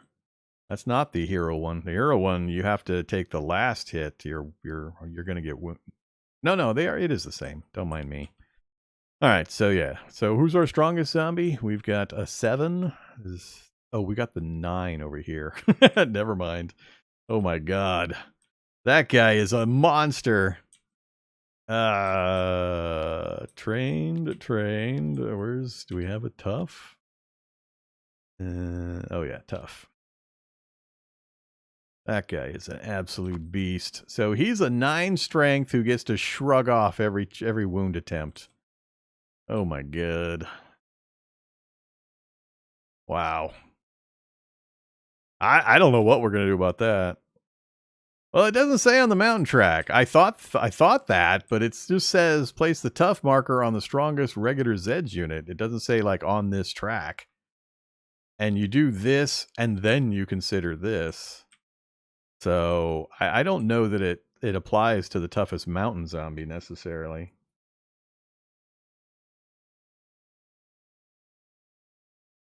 I'm not sure. They're not real specific. I'd have to find an errata to say specifically. We'll play it like that, I guess. I mean, I'll have to pick one way or the other because there's no way I'm going to find that errata. So we'll just throw that on there, I guess.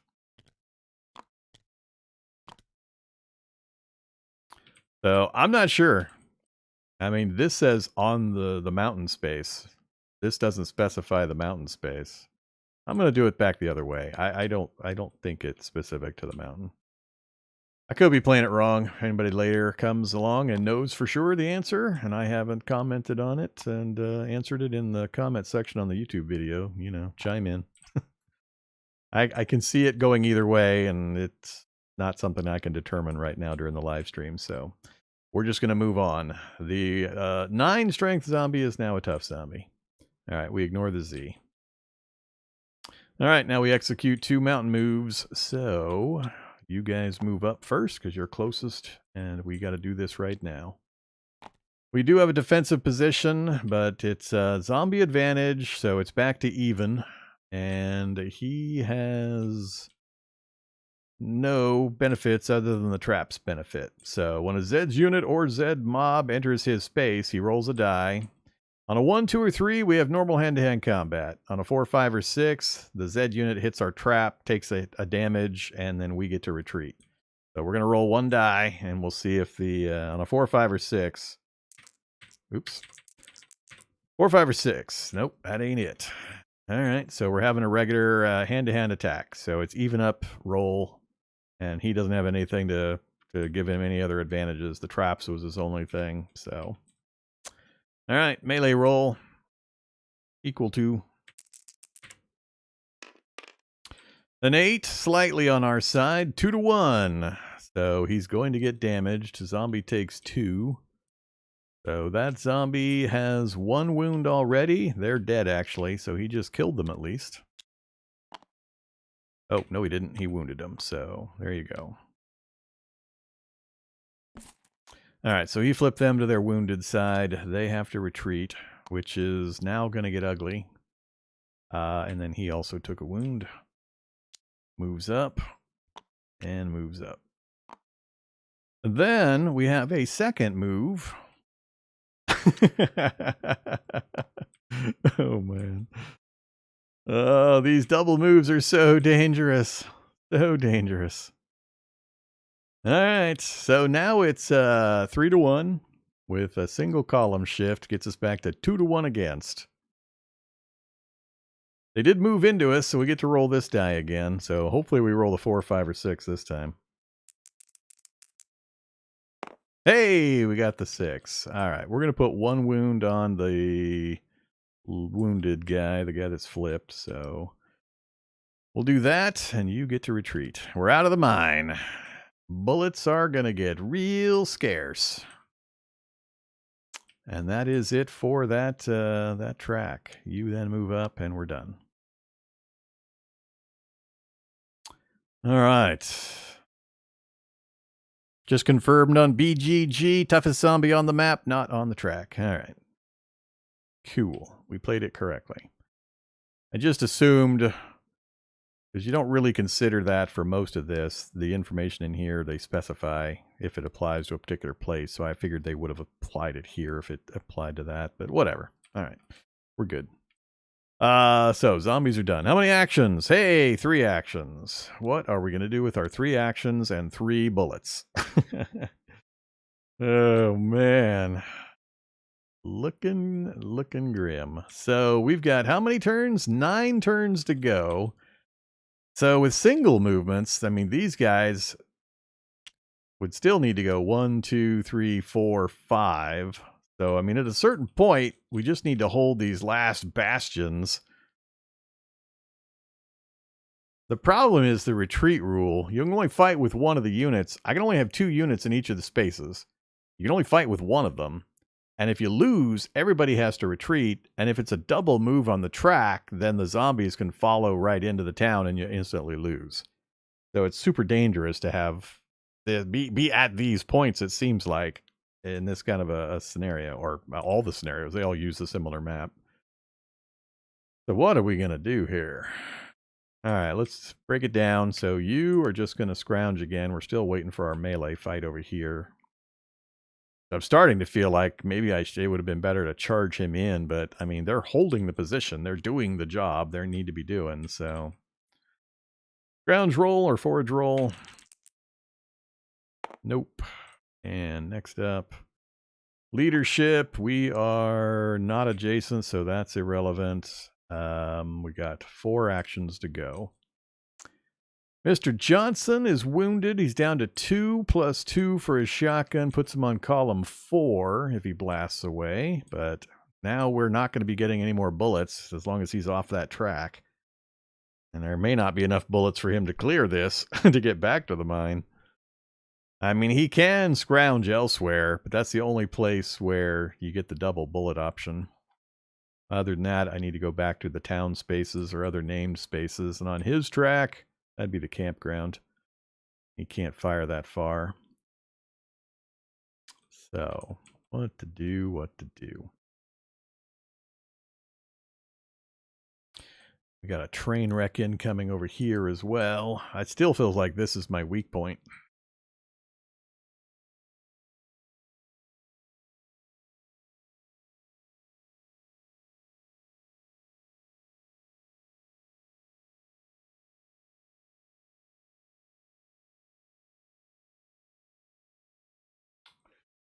We need to do 2 damage to eliminate that unit, and then 6 to kill that.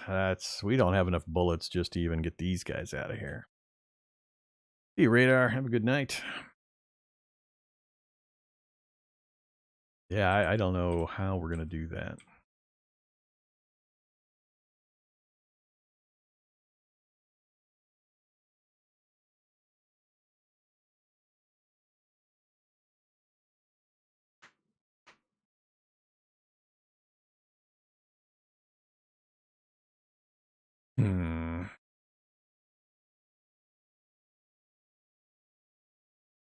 I think I'm going to have her take a shot. This guy's almost dead. He's on his weakened side with 2 wounds. He's only got 1 hit point left. So I'm going to take the shot and then retreat them another... Well, I'm going to take a shot. Then depending on what happens, I'll decide what I'm going to do. Because that puts us 2 range, which is her optimum range to start trying to put damage here. But, ugh. The complete lack of ammo here and just this turn, possibly. Yeah, I need to get that done. I guess I could actually tell the VFW to melee into this space. It'd be a zombie advantage, but the VFW doesn't retreat. It would force the zombie to retreat. And we only need to inflict 1 wound. We would be on Zed's advantage, so we need a 5 or a 6 to kill the zombie. So the retreat wouldn't matter anyway.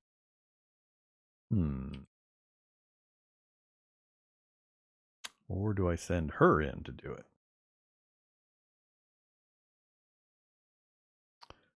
Let's do...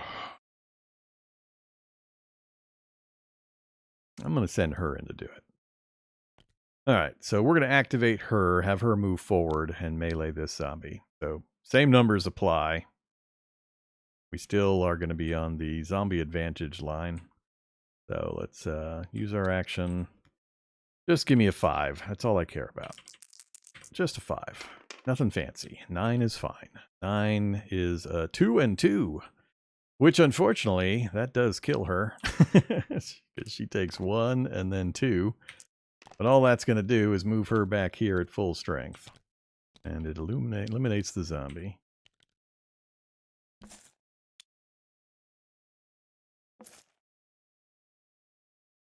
Oh, actually, it doesn't move her back there automatically. I got to actually 50-50 her. I didn't think this through. I forgot about the saving throw. Yuck.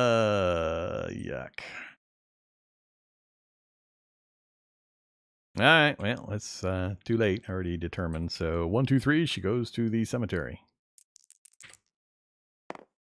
Nope. Cool. All right, back to town. So that's our first action. 2 to go. So I would prefer to get the VFW into this position to defend, so they get at least the shift as these guys come forward. So let's do an action to get them shuffled forward. Then I think 4 strength, 2 hits. I need a 7 or better.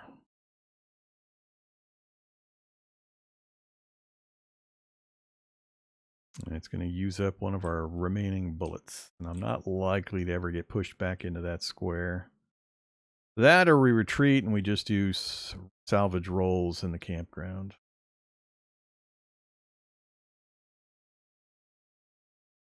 Yeah, I don't think I'm ever going to recover that position. Let's fire with the sheriff. Oof, 3 strength. I keep forgetting he's 3 strength instead of 5.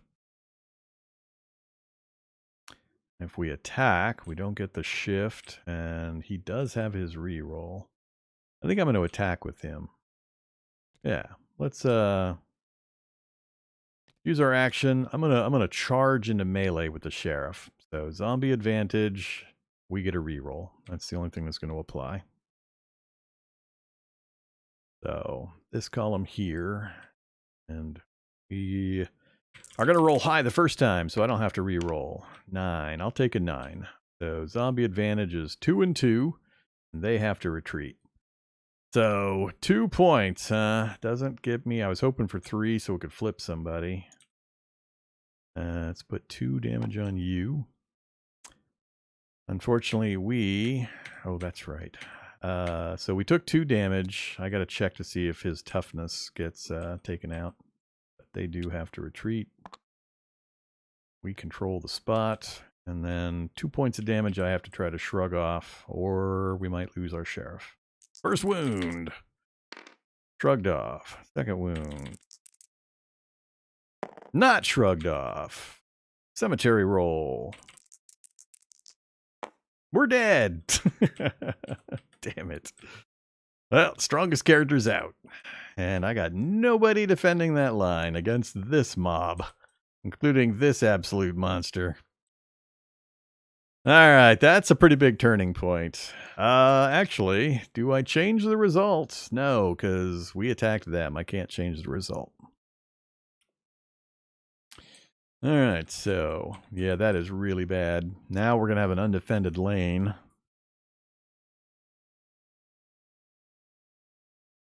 I don't see a way out of this unless we get some interesting card combinations here. All right, we're down to our last action. So, what are we doing? Got them waiting here. I can get Captain Piazza moved back out. Get her positioned back behind the VFW. Or we can take a shot here.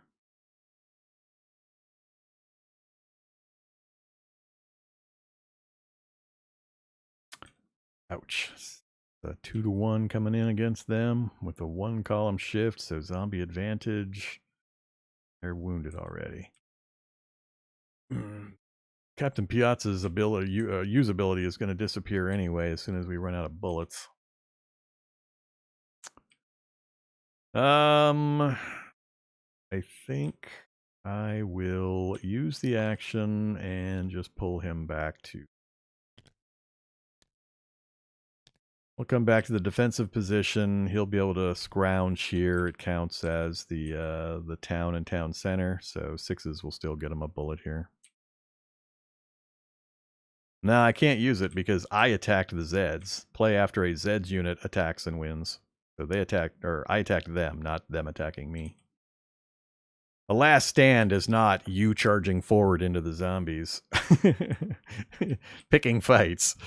This is a defensive thing. So, yeah. I determined I cannot use that for that fight. All right, and we're out of actions again. So, flip, flip, flip.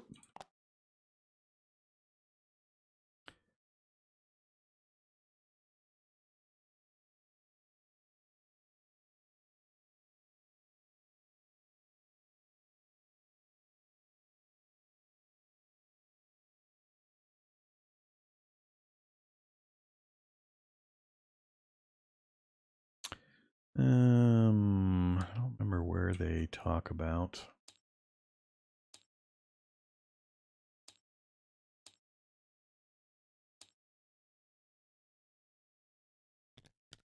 Oops.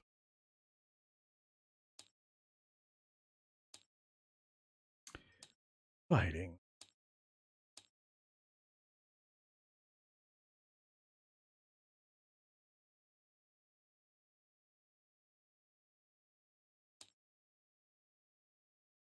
All right, so in the basic game, saving rolls. Yeah, it's for everybody. All right, just wanted to make sure I was remembering correctly. There's no special thing for the saving roll for the heroes versus the civilians. Love to see me play the more advanced version. I mean, if I have fun and enough people are interested in watching, sure. I mean, I got a lot of board games out there I'm interested in playing. If nobody bothers watching a particular game, then I'm disincentivized from playing it further. So we'll see. Certain games, I don't care if 2 people watch me. Halls of Hegra is one of those. I love that game a lot. And I'll play that one. I don't care if you guys watch. Obviously, my preference would be that you would also enjoy the game and enjoy watching me get miserably skunked by the Germans every time I play it. But, you know, that is a superior game. Always happy to play that one. This one I'm feeling kind of, I mean, it's okay, but at least at this level, it's feeling kind of meh so far, but it's pretty basic. So I very much would rather play the more advanced version as well, where there's a lot more stuff going on, a lot more decision making, and the decision tree is more complex. So yeah, we'll see if we can get to that point. Partly it's going to depend also on how long the games take. I know it's going to get longer and longer as we go up those difficulty scales. So we're already at about 2 hours in on this one, and I've done a lot of explaining and talking, which is kind of extending the game time. We're down to how many cards? Oh, I turned off the we're down to 9 cards. We still got a ways to go, but I think the game's going to end here pretty soon with a loss, which I'm fine with. I'm just not sure with the way the swings of the luck. It sure is feeling like the die rolls are about 90% of the difficulty, and human strategizing is about 10% weighted against those die rolls. So we'll see. All right, so we just flipped. We got to flip our next card over, right? I got the chatting again. Let's go take a look in detail here. What do we got? In the dead of the night. So, Zed activation phase at the beginning. Ignore, new on the highway, and no terrain shifts. All right, so new Zed on the highway space. Another big one. Ah, man. Zombies are tough. All right, so no terrain shifts. Highway and forest track are going to move. So first thing we do this. So we got to have this fight here. So it's a 2-to-1 with a column shift, which becomes a Z advantage. So we're going to make a Z advantage roll. Again, that's right here. That is not a good roll.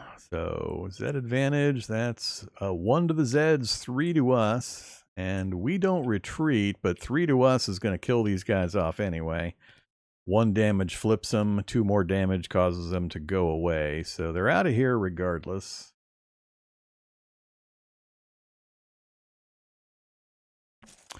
The only question is whether or not they die. So let's make the cemetery roll. 4, 5, or 6 to stay in. They're still in. They're just back to the town center. All right, so that's done. Then they move up and they move up.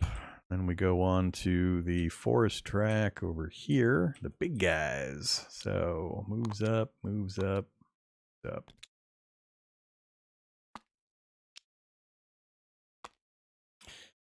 Okay, that's it. 4 activations. Wow. Too bad I don't have that many bullets.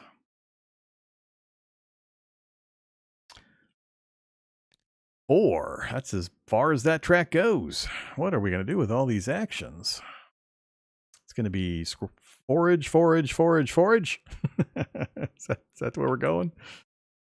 We lost the sheriff completely. We got this massive pile coming down the turnpike.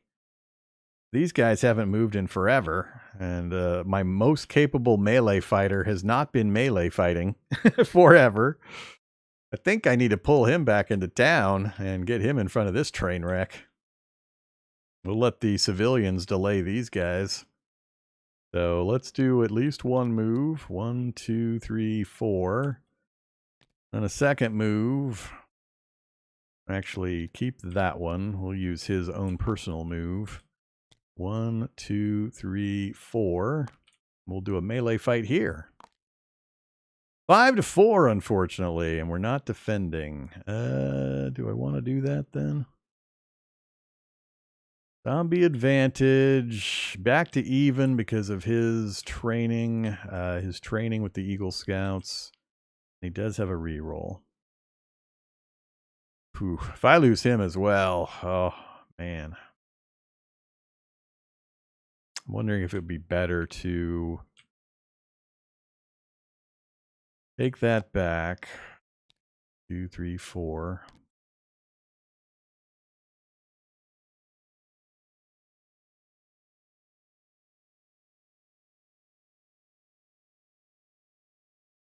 If they get a double move, that puts them here. I still have time to step somebody up.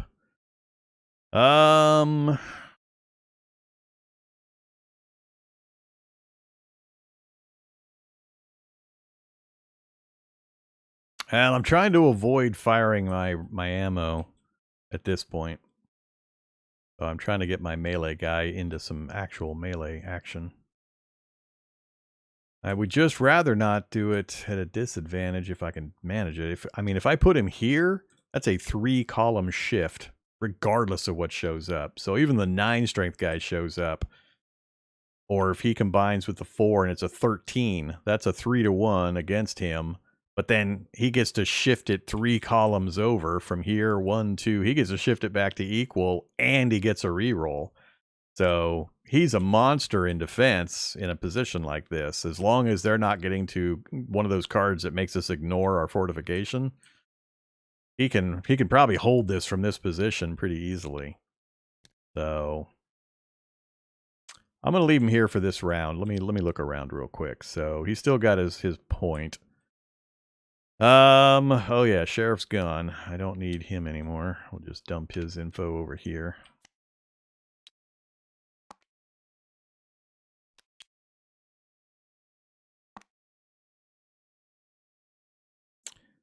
All right, so we did a single action to there. We use that. I'm going to wait before I move him up. Try to get other things done. So, duck. She could just stay here in the town center and fire out to 2 spaces if I can keep her fed with ammo. I guess that's the advantage for defending the center. Get good defensive guys into these positions, have her fire over top of them into the second positions, and you can keep scrounging for bullets while you're in here.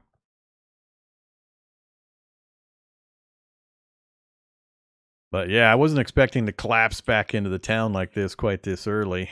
We've got a long way to go. All right, let's do his initiative. Just do a foraging roll. Hope for those magical sixes. Did not get it. I'm gonna have she doesn't have a free action. I've got 3 more actions.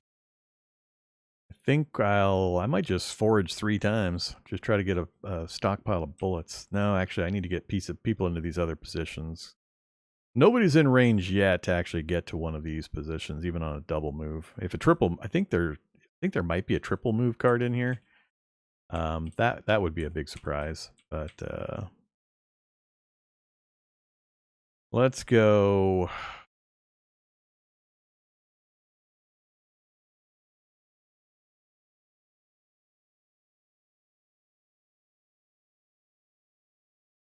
Actually, I need to check another rule. I need to go back to crap.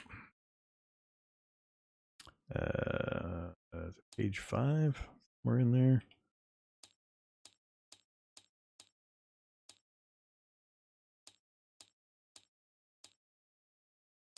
Oop, saving rolls. So saving rolls 4, 5, or 6. Reduce strength size. I assume they don't get returned with their hit counters. The hit counters get pulled off and they're on their reduced strength side, or do they keep the hit counters?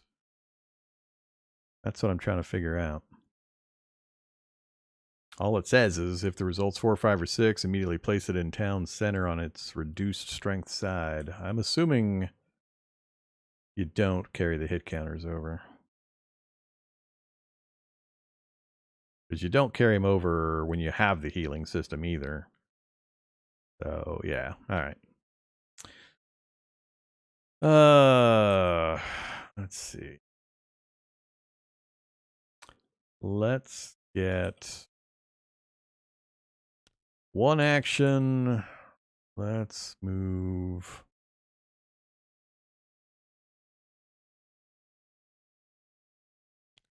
VFW to here.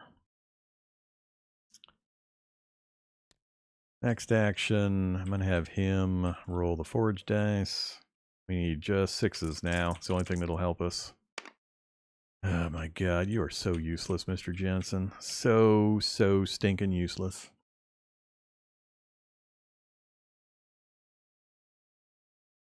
I got nobody out there that can put any beatings on zombies right now.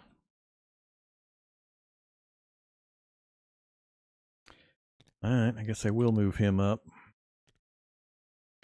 And we're going to try to get bullets again. Haven't seen a 6 in for since the boxcars. Haven't seen a single 6 since the boxcars, I think. All right, another turn done. Reset, reset, reset. With the loss of the sheriff, we've also lost the free action to command these guys. The sheriff loss was huge. He's our strongest straight-up fighter, plus he gave a free action opportunity to other units. And for example, if he had had the VFW nearby, I usually try to pair up the sheriff and the VFW. He lets them fire, and they don't consume ammo. So his action lets them basically take free shots. And so, you know, I kind of screwed up on that one when I should have moved just Mr. Johnson up here and had the sheriff just stick with the VFW somewhere. So, oh, I'm aware. I know the elite civvies don't. Arrgh. All right. So we flipped. We're ready to go on the board. Let's head over to the event deck. What kind of good news do you got for me now? Brains. This is not a good news draw. Conduct this special turn only. Number 1, we ignore. Number 2, we ignore. All tracks activate with each Zeds unit advancing 1 space only. However, if a Zed unit activation results in combat that it wins, it immediately advances again. So it chows down on brains and then keeps going. After activating all Zed units, this special turn is over. Draw the next event card. All right, so everybody moves. All tracks activate, each Zed moving 1 space. All right, who's closest? I think it's a tie between these guys, so whichever. So 1 space, 1 space, 1 space. Keep forgetting to move that together. And we got, oops, that's right. They could dogpile their way through these guys. Uh-oh. Let's do the other close one. 1 space, 1 space, 1 space. No fight there. So we just got the 1 track where we've got a potential problem. So we have a 3-to-1 fight with a column shift. The Defiance goes away. 3-to-1. So it's going to be a 2-to-1 fight. Yeah, they're going to win, and that unit's going to keep advancing. This is going to be interesting. All right. So 2-to-1. 9's a pretty good number. So 2-to-1. They take 1, we take 2, and we have to retreat. So they take 1. We take 2. We have to retreat. Then they immediately advance again. In which case, now we have no terrain advantage, so it's still going to be zombie advantage with this fight. Yeah, with no modifier. All right, this is about to get bad. We might lose right here. Oops, wrong button. Oh, 10 might save us. 10 saves us. 10 saves us.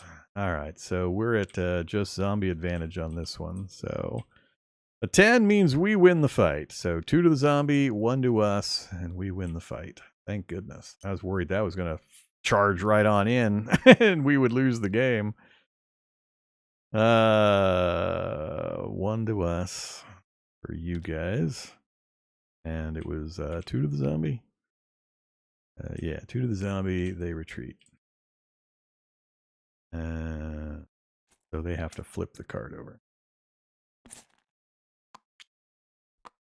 All right, and then he moves up. Good job, guys. Good job. You held him against the brains attack. All right, that's the entire turn. So that gets us 1 turn closer. Nothing else happens. We just go straight for the next event card. Oof. A hero arrives.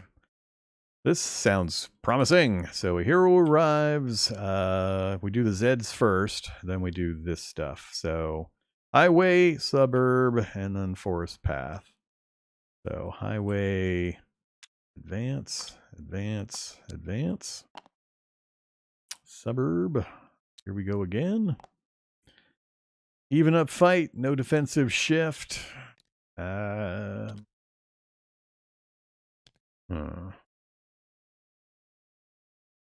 we got to take the even up fight. All right, so even up fight. Need a high number again. Ooh, ouch. So 1 and 2, and we have to retreat. 2 is going to, let's see, 1 point flip, 1 point left on them. Ugh, stop grabbing. They both have to retreat. And he advances. All right, so that's suburb, and then forest path, the scary one. And again, I forgot to grab them both.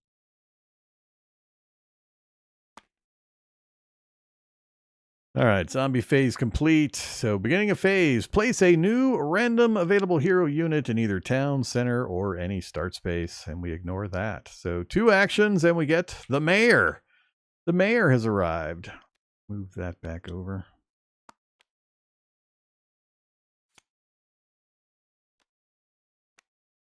Give me his token.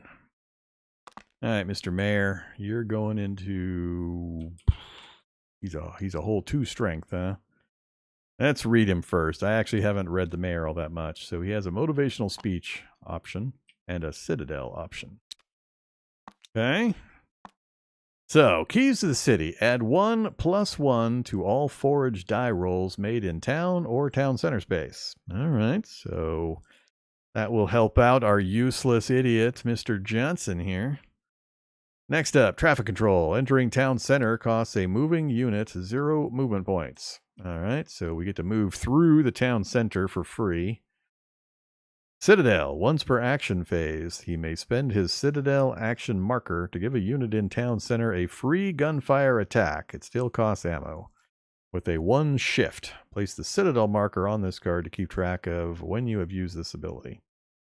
Motivational speech. Once per game, he may spend his motivational speech action marker to give a powerful, gripping speech. Every other player unit in a town space inspired by it immediately receives 1 free action. Place the motivational speech marker. All right, so big action splurge with that one. Citadel is the defensive. We still spend ammo, but we have an increased chance of scrounging ammo. All right, so yeah, he's just going to stay in this town center. We're not risking him anywhere else. All right, so I just got to remember that for a big emergency and use that each turn to give somebody a free shot. Or a free action for a shot. What else? And then our 2 actions, and that is it. All right, we're down to 6 cards. 6! We got this big Galumphus right here, though, scaring the crap out of me, because he's going to combine. It's going to be at least a 13. Did I not mark the 2 damage the zombies took last time? I have no idea what we're referring to now. My thinking is advanced too far forward. I don't know what that comment was pertaining to. Did I miss putting damage on somebody? I may have. Oh, actually I did, didn't I? We were on, what, Zed advantage? So that fight was this one over here. That one? Which fight was that? I think that fight.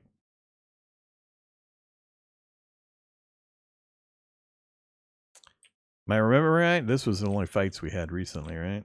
I think that was the only fights.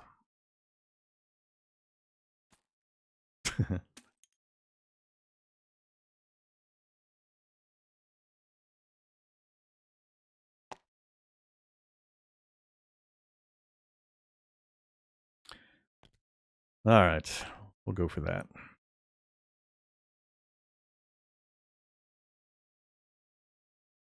So 2 actions to go along with the rest. And I just gotta, I'm not used to the mayor, so I'm gonna have to remember this stuff. So Mr. Johnson, I think we're just gonna go ahead and use an action on Mr. Johnson.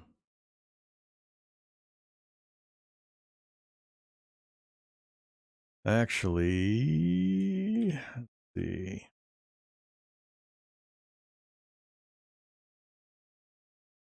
Only in town center, huh? Well, I mean, that works for combining with her. You still have to use the bullets, but then she gets the tag team here, basically gets me a free shoot action. I was thinking of combining it with the VFW. That'll only work if their zombies are actually in these spaces, though, which if they make it into these spaces and we don't immediately attack out and kill them, we're done. Well, I guess maybe they wouldn't move on the track into the town center, but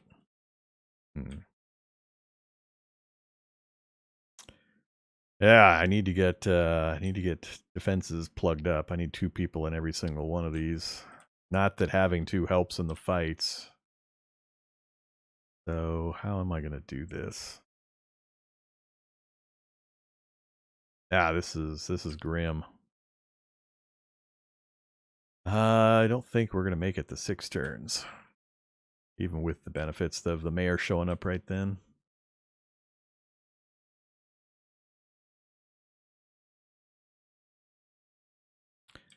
All right, let's spend a turn or spend an action on Mr. Johnson scavenging again. He gets a +1 on his die roll now. For the keys to the city. So 2 dice with a +1. Of course, now he rolls the 6. So he takes the 6. We get 1 bullet. 1 bullet. Then let's have her take a shot. Ooh. I think he can handle that group, so I think I'm going to take the shot here. So let's have her shoot 2 spaces, so it'll be a strength 4 shot. So it's a free action, but it is going to use a round.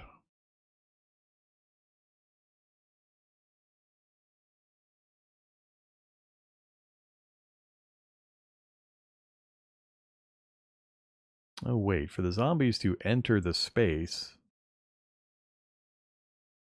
No, as soon as they move in, we don't have a combat in here, so I can't just defend this space. I have to defend these. All right. Yeah, so let's do a strength 4 shot at that guy. I need a lot. Oh, it was so close to an 11. So close. 7. 2 wounds. 2's not enough. The magic number is always 3. 3 is what we want to see, not 2.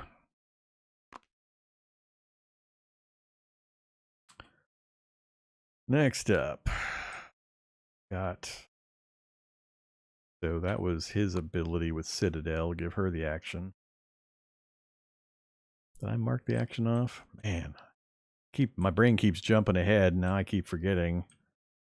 Do I use the Citadel action or do I burn one? No, we burned one on the searching, so we're okay. Yeah, we're okay. All right, not doing motivational. Deputy Schmidt. What are you doing, Deputy Schmidt? You dare move forward? Nah, you can't move forward out of this position. So it's either search or it's shoot. I'd rather have more capable shoot. Well, I mean, he's a 4. Column 4, and I only need 1 hit to eliminate that entirely. I think that's going to be worth a bullet to get rid of that unit. Let's go ahead and do it. So he's going to use his initiative token and a bullet, and he's going to roll. I only need 1 damage, and we're on strength 4, so a 5 or a 6 will do what I need done. Hey, come on. What the hell? Lift up in the air. All right, we got the minimum. We got the 5. So that does the 1 wound we need to eliminate these. I think that was worth a bullet. And then 2 more actions. I think it's going to be scrounge again. And then probably 1 more shot if we get a bullet. So scrounge or forage again with Johnson.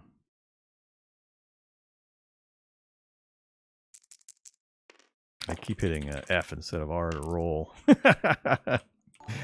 When we inevitably lose this run, I know who I might consider nominating for, you know, most influential on the loss.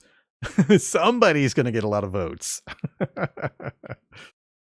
Oh, Mr. Johnson, you sad, sad, useless bastard. You got 1 good shot with your shotgun over here, and then you've been total ass the rest of the game, just sucking up about 30% of my entire action point pool for very little effect. Oh man.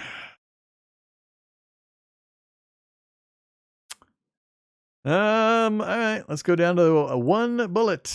Last action, and we're taking the 4 power shot right here. Okay, column 4.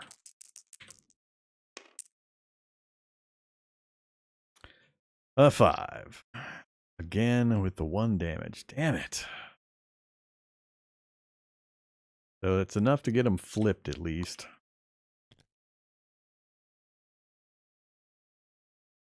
Keep wanting to put them in there. Nah, the +1 doesn't help. We needed a 6, so I had to get a 5. I have to get a 5 on the dice in order to flip it to a 6. So on the town or town center spaces, only a 6 gives me a bullet. That's the only thing that matters. So Not a 5 or a 6. It doesn't matter. It's a loss. All right.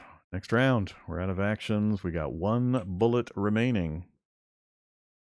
Flip the tokens back over, and let's go see what fun we have now. I don't think we're going to have many more like this, where a hero arrives and good things happen. I'm feeling like we're due for another fate, and it's going to be a bad fate card. We got the mine explodes. Well, we're never going there again, so who cares? Let it explode. We got 3 things on the track, but before we do that, we have to do at the beginning of this phase, check the mine space. Any units there suffer a hit and retreat. No unit can enter that space for the rest of this turn. Place the no entry marker in that space as a reminder. We don't need a reminder. If forced to retreat, blah, blah, blah. All right, so the mine blows up. So basically we just do these 3 things. So mountain trail, suburbs, and highway. So mountain track, that's you guys and you. Suburbs. Got another fight here at the suburbs. So 2-1, and unfortunately, this is not. Oops. Oh, we do have a defense. All right, so 2-1 with a shift is going to be zombie advantage, and no other options. And we're about to lose that unit. Yep. All right, let's do it. So we're on the zombie advantage column right here. An 8. 8 zombie advantage is 2 and 2. They retreat. So technically it's a victory for us, but it's enough to kill the unit off. So we have to roll a single die to see if they go to the cemetery or to town center. So single die. You guys are going to the cemetery. And you guys get to stay because the zombie has to retreat. And we had an 8 on advantage, so he takes 2 damage. And that's enough to kill him. Yeah, that kills him. Cool. At least they went out in a blaze of glory and taking a zombie with them. That helps out quite a bit, actually. That takes a lot of pressure off of us on that track. So at least we got 1 track that's not looking too bad. We're still awaiting this guy, the 9 strength tough. All right, what else? So that's all of that. Oh, we've still got the highway track. Uh-oh. In we go. So there, we have our first zombie in a town space.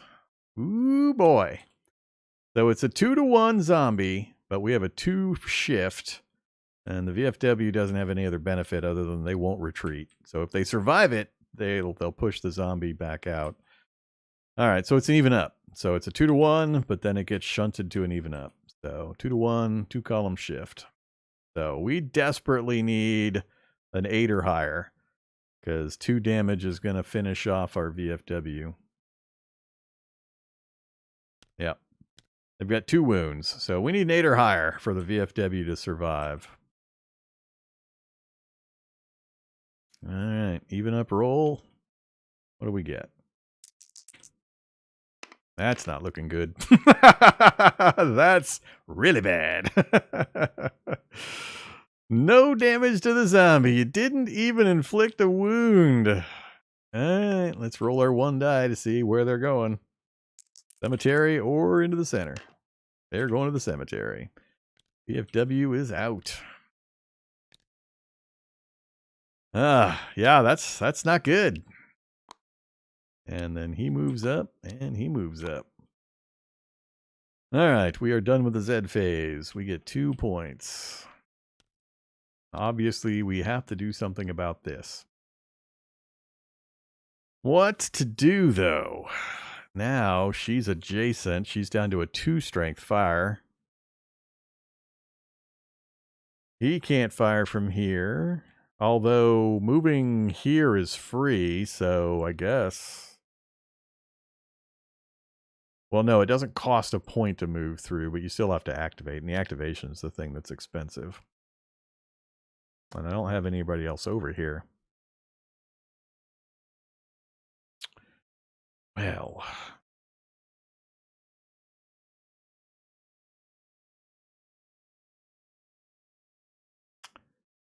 Looking like I might have to bring the deputy over to deal with this.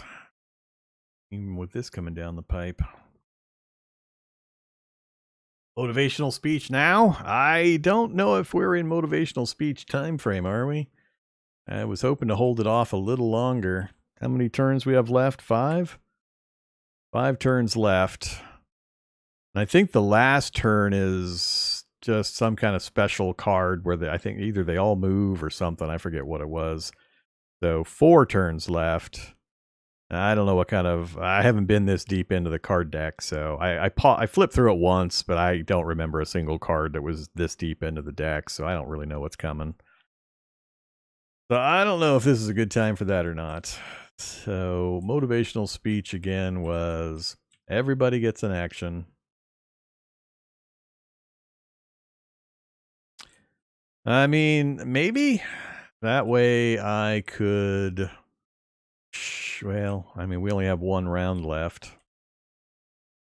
He's not on. I guess if I spent an action to move him here, then I could motivational speech to give him an action back. Same thing with him. So I could basically pull these units in, then motivational speech, and then redistribute everybody. So... Oh, in a town space. Oh, so I don't even need to worry about moving them. All right, so it's not just town center. All of these are counted as town spaces. So he just turns on the loudspeaker system and everybody hears him. I don't know. Is this the time? It feels a little early.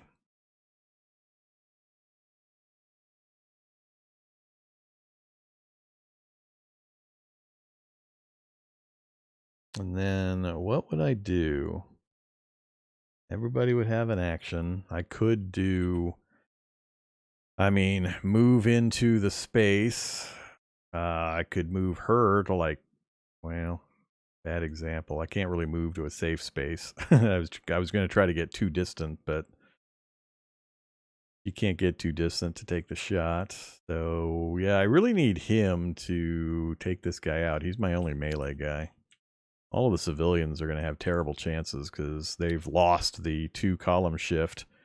I got to get this guy out of here right damn now. So I think what we'll do is we'll go ahead and motivational speech right now. So let's flip that. You're done. We'll just remove it.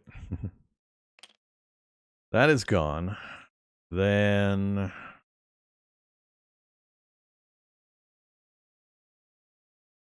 Man, too bad we lost the VFW. I would have liked to have gotten the free shots with the VFW. Not requiring ammo. Yeah, losing those 2 is a pretty heavy blow. Alright, so how am I going to do this? So... I could do a free action. I could do his motivational speech action with Deputy Schmidt to step into this fight. We'd have a 2-to-1 plus. It'd be a 3-to-1 in our favor because we'd get a column shift for his skill. So it'd be a 3-to-1, pretty easy or pretty likely we would get a full kill on this unit.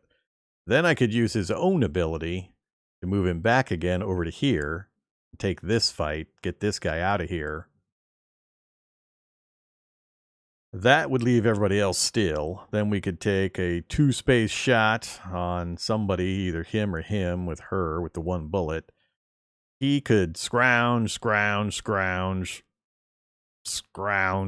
I mean, we could make like 4 attempts to get bullets for other people to fire with. I like the plan. Let's do this. Oh, wait.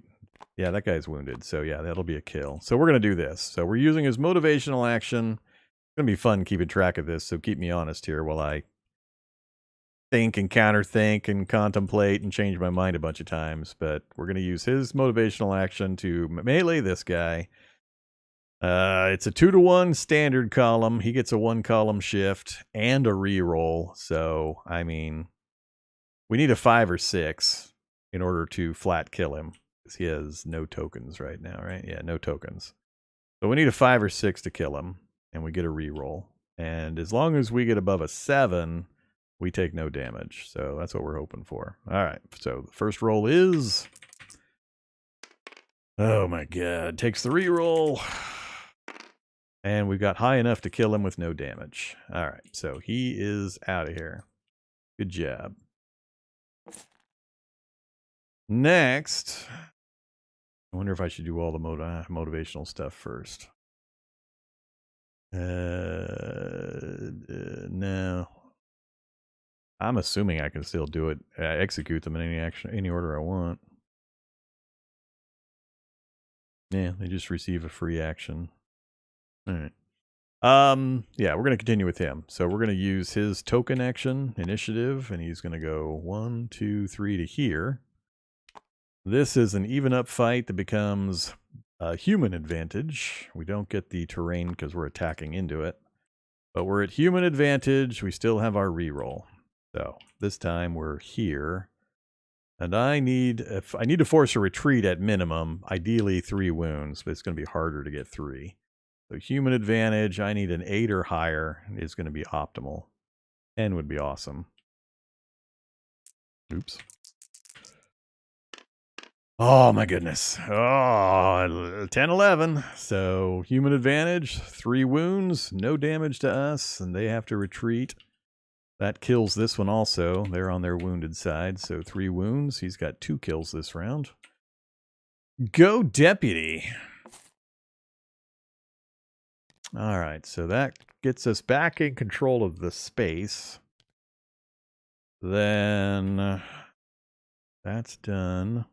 I haven't done Citadel yet. We've still got 3 other actions, plus all of these guys get their own actions. They're not moving. They're just going to do a forage. So we'll do a forage roll, and we get a +1. That is a miss. The mayor will also do a forage roll. I assume, does he also? Every other player, so he doesn't get the free action. So he's not doing anything. This wounded one is going to forage also. A success.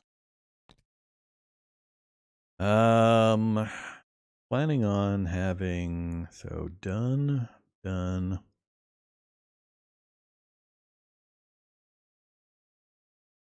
Yeah, again, I probably should have pulled him back. Then he would have gotten a replacement action. The forage.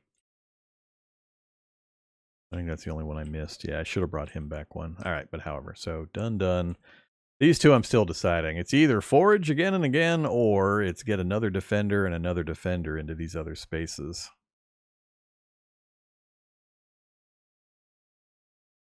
We got those guys coming down. We got an 8 coming down. We got the 9 and the 4 coming down.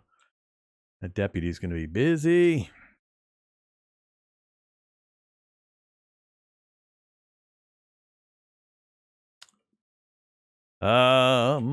I think I'm going to have this guy use his action to step here.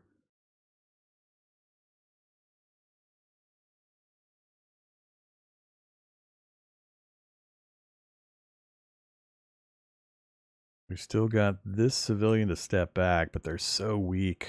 But this track's got the farthest to go and got the least amount of danger in it, so...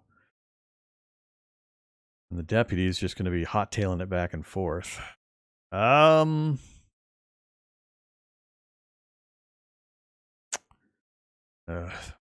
That's... Let's forage again.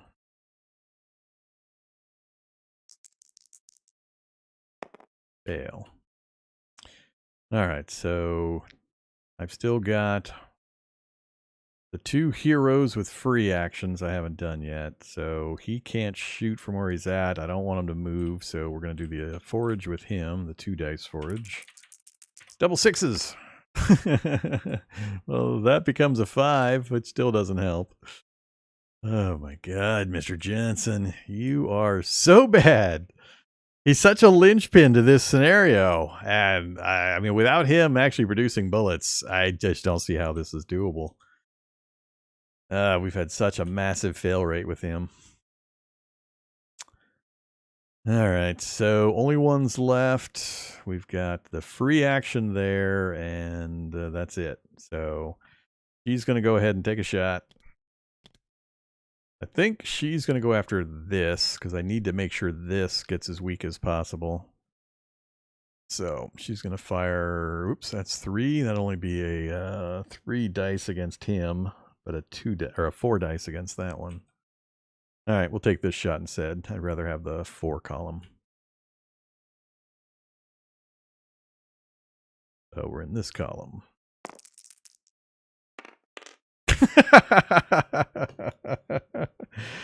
Oh, man.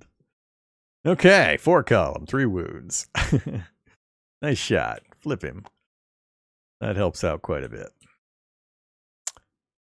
All right, all the free actions are done. That still leaves me with 3 to go.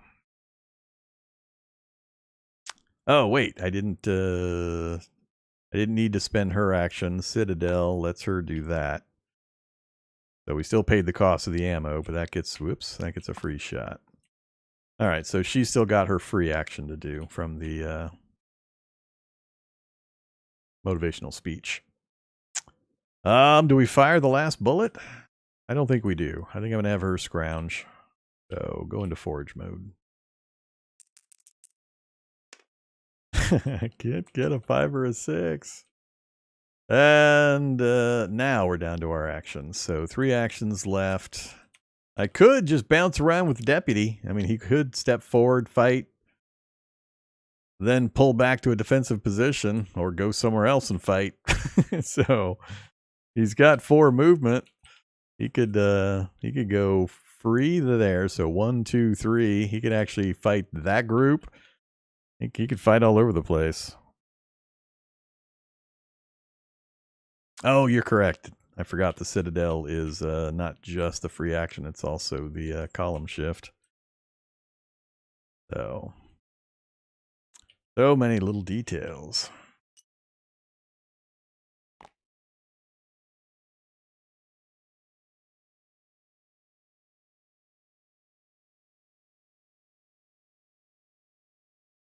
Screw it. Let's go ahead and take the let's take the shot.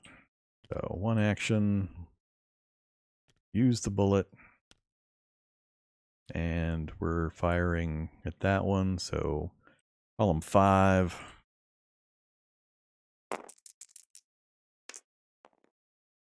An 8, column 5 is enough to kill him.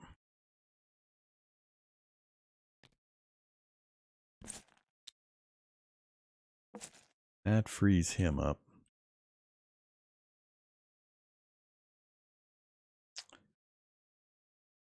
That guy still scares the crap out of me.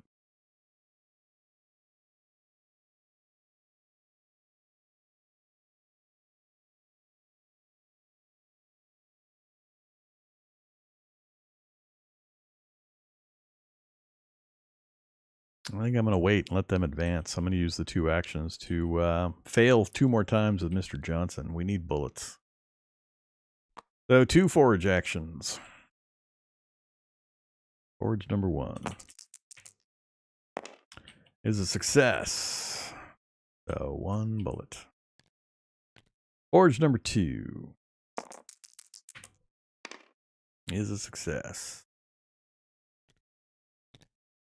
All right, we're done. So we blew our big bonus from the mayor.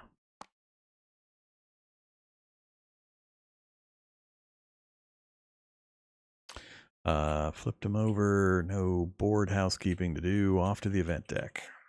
All right, we're going to tier 4 yet? Is it that time yet, or is it the last tier 3 one?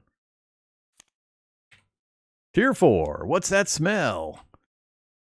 All right, at the end of this phase, so we do this first. So highway, then the hiking trail, then the forest. So highway, then the mountain track, starting from here, and the forest. Oh no, that big guy just got closer. All right, so they've done their things. We ignore that. Select any player unit not in town center. In its space, place a new Zed unit showing its reduced strength side and conduct normal hand-to-hand combat.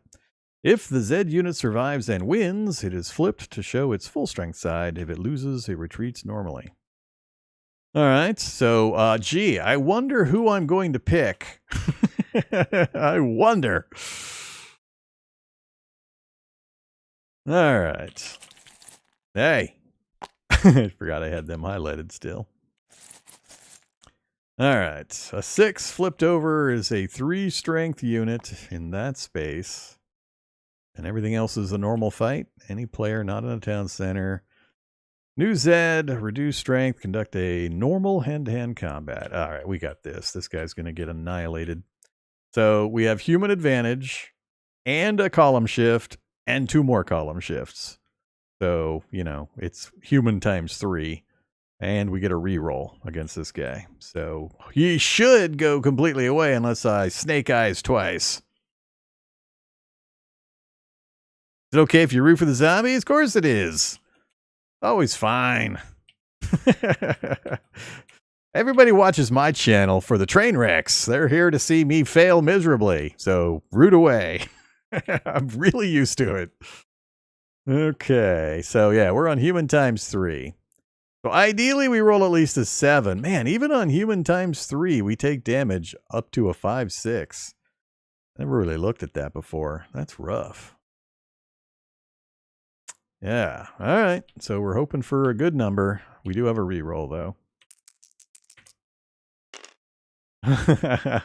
All right. We annihilate him. He's already on his wounded side, so he just gets obliterated. Good job, deputy.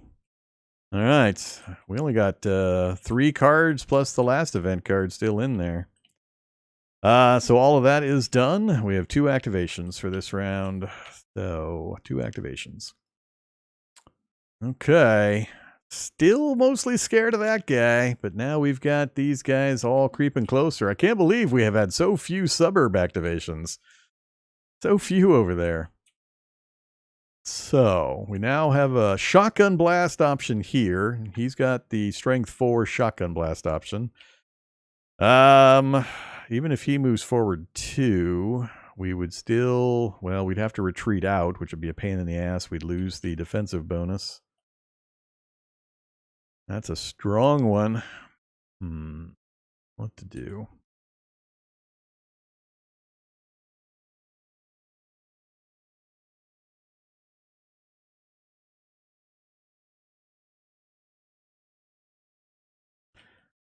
Special abilities first. So Citadel is just going to give us the free action to shoot, but it still takes ammo. No free big blurb of actions from all the little guys this time.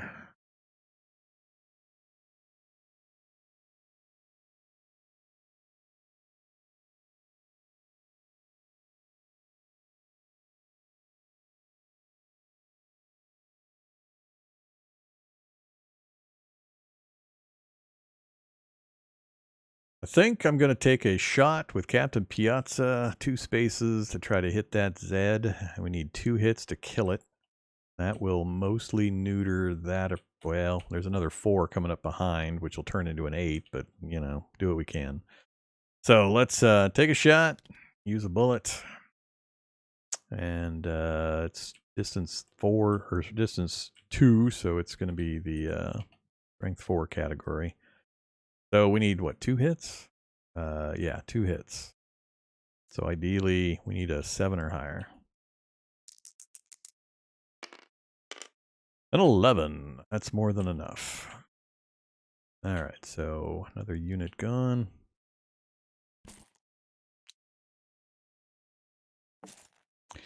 Next up, 1 more shot left before we're out.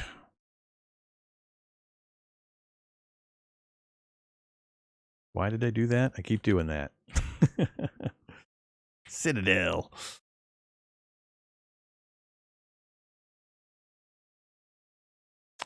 All right, so she uses the Citadel option for the action portion, and we paid for our bullet. Next up. I would like to kill that guy, But I'd like to do it in melee with him in this position, ideally, which is hard to arrange when I'm trying to kill people during my part of the turn. I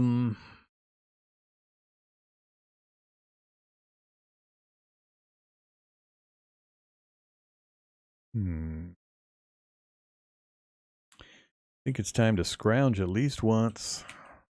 Mr. Johnson. Failed again. Oh my god. These are supposed to be 50-50. Well, no, not 50-50 chances on this one. Yeah, I can't roll nothing.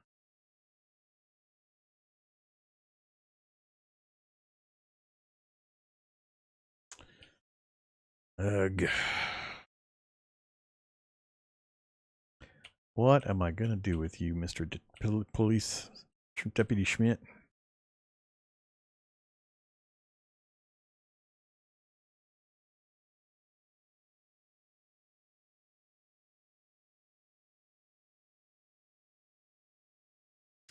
Four strength. And that guy is going to be... I need a 10 or 11 to flip him. And if I attack into it, we're at equal odds with a +1 shift and a reroll, which is likely to get my deputy hurt without the defensive bonuses.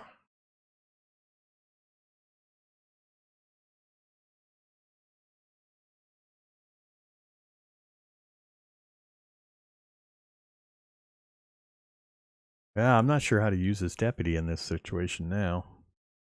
I need to park him in the space to get the huge shift, the 3-column shift. But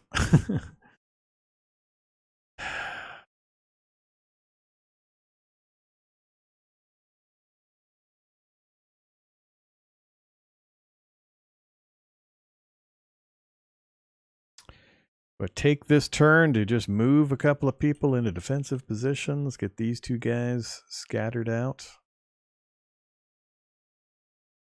At least get somebody here. So let's use this action to get them. I'm trying to leave a space open so I can move the deputy into one of these spaces. I can't double them up and get the deputy in there. So let's do that. Then, man.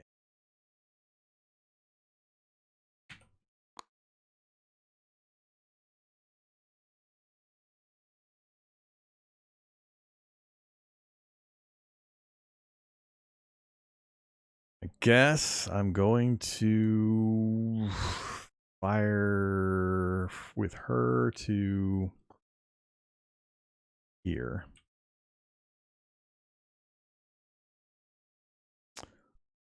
Yeah, it's 4 whether she fires or he fires. Doesn't really matter. It's still going to be column 4. Whichever. Column 4 attack. Jeez. 0. Let's assume that was Mr. Johnson firing the shotgun completely ineffectually again. Oh my god. All right. So that leaves just the deputy's initiative action.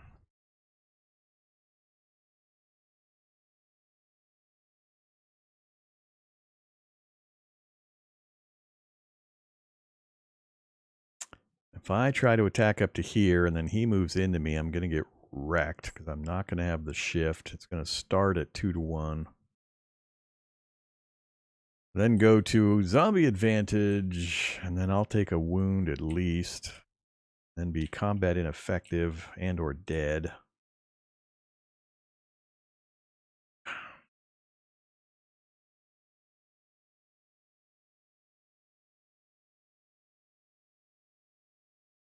All right, well, we got to do something. Let's jump you over to here.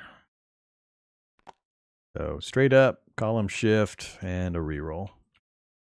So we got human advantage.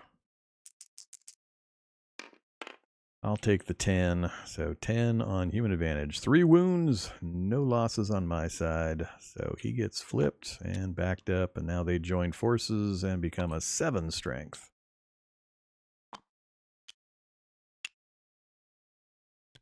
And he's in a spot where he doesn't get an advantage now, a terrain defensive bonus. And we are out of actions. All right, flip, flip, flip. We made it to 3 from the bottom. Oh, here we go. Keep calm and kill Zeds. So, oh, we get a big advantage. Big advantage. All right, so we got to do this part first, though. So mountain trail and then highway. So mountain trail, unfortunately, we get the big advantage after we have the fight where we need it. That's funny. That's hilarious. So we're going to get crunched here, and then we're going to get a 2-column shift in hand-to-hand combat. All right, I hope this fight goes well and we retain our bonuses. Unfortunately, it's zombie advantage. They didn't quite get to 2-to-1. So 7-to-4 is zombie advantage to start. Then it shifts to even up with a reroll on our side. So zombie advantage to start. He gets to move it to equal, and then we get a reroll. All right, this is where we really need a high number. High number. Come on, get me out of this. 9, is that good enough? We still might take a wound.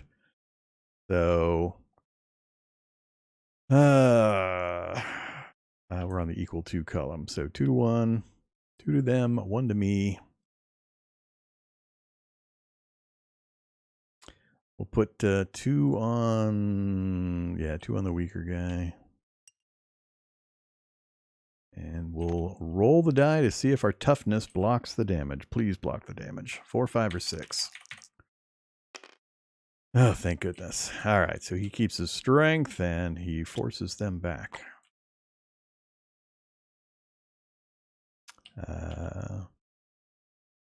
Equal to 9. They lose. Cool. All right, now I got to think about this. So, and the highway. Highway moves up. Nobody else back on the mountain track. All right, so we get 2 actions. In the beginning of this phase, select 1 hero unit in play. It receives a 2-column shift when hand-to-hand. So, let's do our 2 actions. We're only 3 cards from the bottom. It's 2 normal cards, theoretically, and then whatever this last special card is. That's the thing I'm mostly worried about, making it through. So, do I stack all of my actions? I could get 4 actions on the deputy here. He could step up and try to annihilate, kill that one, and at least wound that one and force him to retreat again. Then 1, 2, he wouldn't be able to get to a second fight. Oh, this is free again. So 1, 2, 3, 4. Then he could get to that fight. Then he could try to that one. Oh, or I could just go straight for that guy. I'm a little hesitant. Yeah, we got an 8 there. It's just that tough is going to suck. That is going to suck so much. I don't know if I'm going to be able to chop that guy down. All I can really hope to do is keep pushing him back, force a retreat to just wait out the deck. All right, so what are we going to do here? We've got 1 bullet ready to go for the Citadel shooting somebody. Fortunately, 3, so you get a column 3 attack to kill that guy. What do we need on a column 3? We need a 5 or a 6, and we could finish that guy off. That would just leave a 4 strength unit, which we could probably deal with the defense.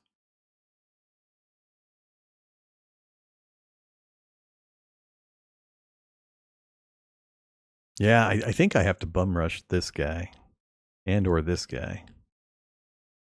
This guy probably, because, well, what's going to happen is I'll hit this one, he'll retreat, and then they'll combine. Oh, man. Because I can't get 6 hits to kill this thing. So I could go for a shot here instead, do a gunfire attack, and then follow up with Deputy Schmidt.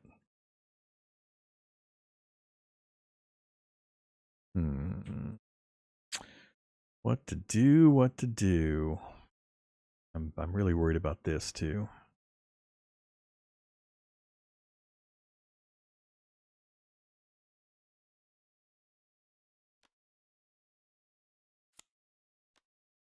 I need to remember I've got this. We're getting to the point where I got to consider this.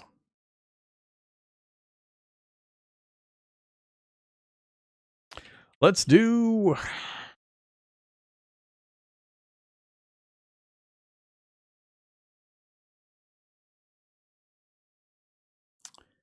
What are the chances? A 4 strength attack followed by this guy getting ×3. So the 4 strength attack average is going to be a 2 damage. So I'd need to get a 4 damage to finish him off. Yuck. The only way that's going to happen is if I roll a 10 through 12. Oh, wait. Yeah, it's still a 10 through 12. Which could be possible. I'd have 2 rolls.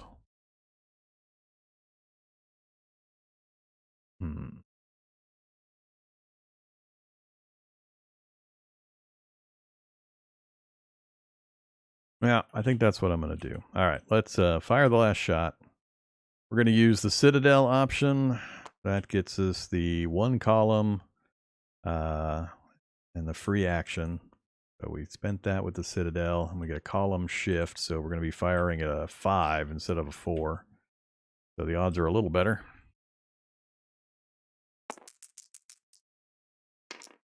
Nine, that's pretty good. So 3 damage, that flips him. So now we just need 3 on the follow-up melee attack. All right, so we're going to use the initiative.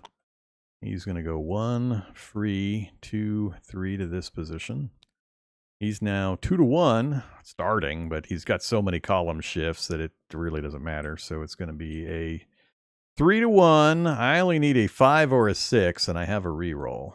So there's the 5. That's all we needed. All right, so that splats that zombie. Great. Now they don't join up. Now, this is going to be 2 to 1 their advantage, but I get a 3 column shift plus the reroll. So it's going to start here. 1, 2, 3. So we're going to be on human advantage with a reroll, and I desperately want to get it to the 8, 9 section and shrug off the wound. 10, 11, 12 would be optimal, but at least an 8 so I could flip him and get him off that damn 9 number. Oh, big fall! All the way down to a 4. And then I just need a round to go get that guy knocked down to size, and we might be in business. We might survive this, depending on the circumstances. So this is going to be a big one. All right. An action, and we're going in again. Oh, damn it. I forgot he's got the tough. I forgot the tough. I need to go back and read that card again. Let's keep that. Do it this way. Where'd that tough card go? Not that one. There we go.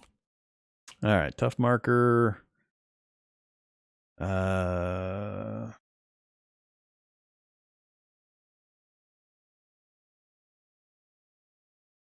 each hit, roll a die. Yeah, so it reverses the numbers because high numbers are always good, so low numbers are bad. So it cancels our hits.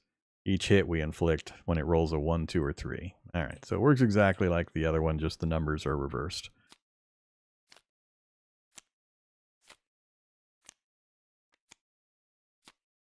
So that is going to be problematic. So even if we do a bunch of damage, he's probably going to resist. I mean, 1 is likely, 2 is going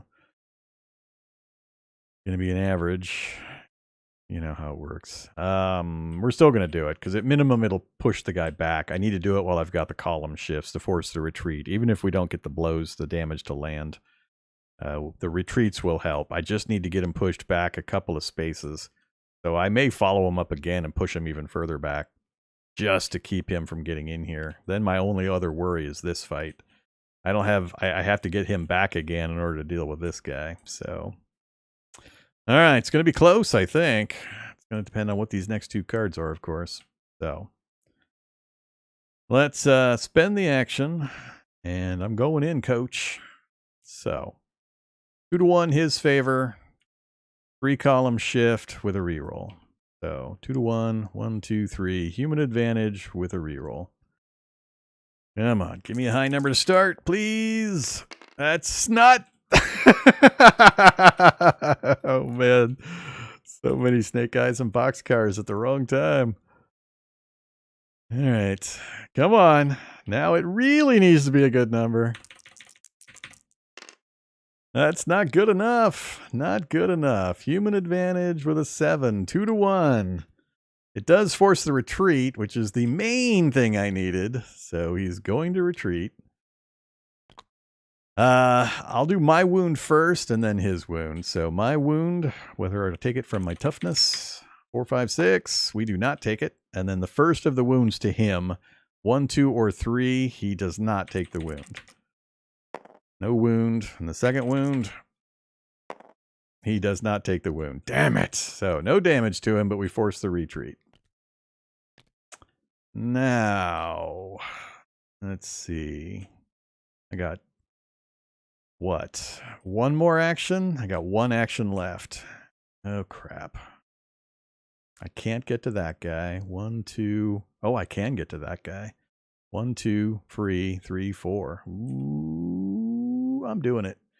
I got him pushed back a space. So he's going to have to advance 4 to get into the town center to achieve a loss. And if there's a double forest move in there in the next couple of cards, it could happen still. But I think I'm going to do that. I gotta really leverage this guy's bonus right now. So 1, 2, 3, 3, 4. 2-1, and we get a 3-column shift again with a reroll. Oh wait, I've been screwing up. I have been screwing up.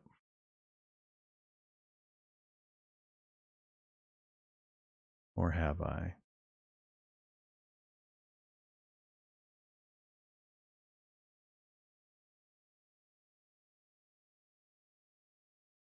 No, I have not. I'm okay. I was thinking of the tokens. All right, so 2-1 against, 3-column shift with a reroll. So 2-1, 3-column shift, human advantage with a reroll. Come on, don't scare me. No snake eyes. Ooh, 6. That's not good. That could potentially kill us. I got to take a reroll. Please don't be worse than a 6. An 8. A little better. So 3 to them, 1 to me. If we can just not get wounded right here. The 3 to them flips them. That gets them down to a 5. A little more manageable. Then I have to roll for my wound. So far, he's been a champ. I think he's resisted every single wound attempt. And he resists another one. This guy is absolutely the hero and the fool. Champion and biggest loser. All right, and he has to retreat. And we're done, right? We are done. Flip, flip, flip. No maintenance on the board. What do we got? 3 cards left in the deck. Next card is... I hate it when that happens. That doesn't sound good. Suburbs are about to go nuts. So this happens during the activation phase. So first we do this. So highway, suburb, suburb. So highway comes forward. I am not in a defensive position, so it's going to be an even up fight with a reroll. So let's get that done. So even up fight. 7 even up is not good. Do I take the reroll though?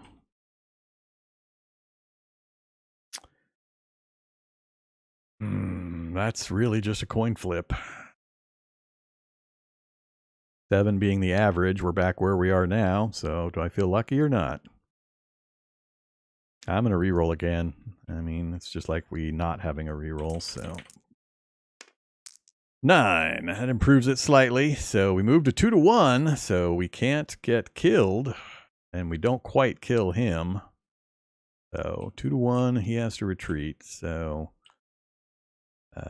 2 damage on him.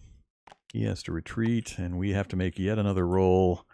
Come on, champion. Come on, keep it up.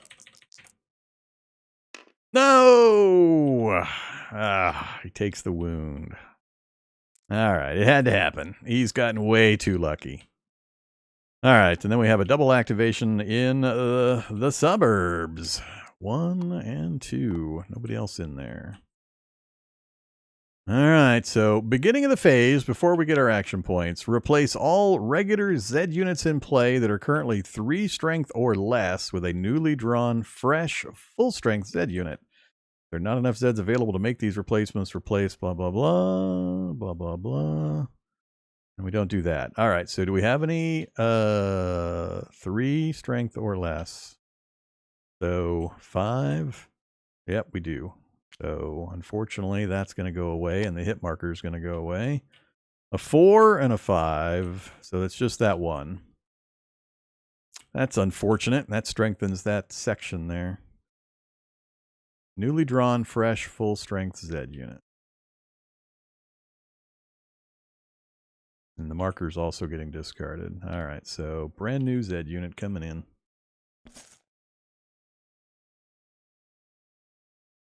I did the wrong one.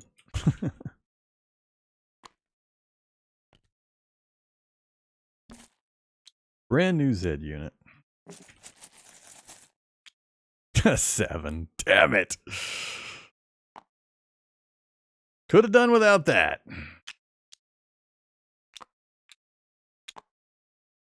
All right, so that's done. Activation 3. 1, 2, 3. We're down to 1 card left, plus whatever the final card does. I forget. So close. And I still know who I'm going to blame. If we lose this, it is absolutely one person's fault. Overwhelmingly. All right. What do we do? So Deputy finally took the wound. We only need 1 damage on that guy. We can do it with ranged combat. We're at 2 strength now. I have no bullets, so it's not going to be at ranged combat unless we forage successfully.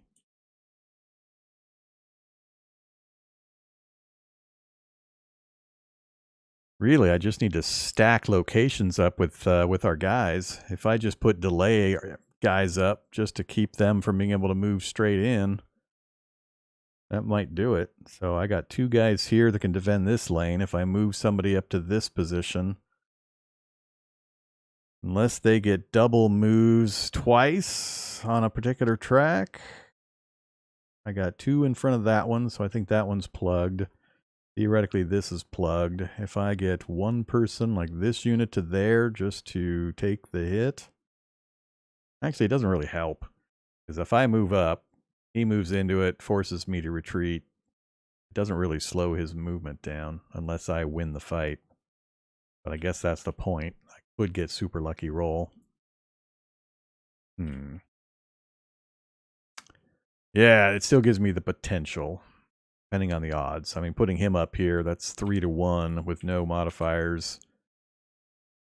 Yeah, no modifiers in that space, so that doesn't really help. I'd have to get a miracle 12 at that odds in order to get him to retreat. That'd be the only way it would delay it. All right. So, what to do? Take a forage action and pray for a bullet.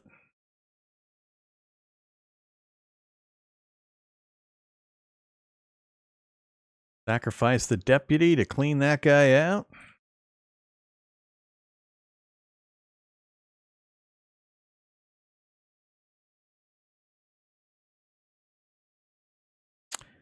I think I need to activate him and at least put him in this position or this position. And we'll just see what kind of activations occur next round.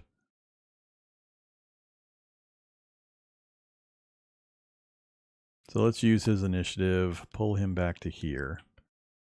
Then let's use this action to put... Leave Captain here. Got no bullets. He's stronger than anybody else for a melee fight. That's the weakest coming in currently. We don't need to kill it. We just need to not retreat to it. And with the shift here, unless they have a card that eliminates our defense shift, we got a good chance of pushing back the zombie. I think I'll do... Well, this is scarier than that now.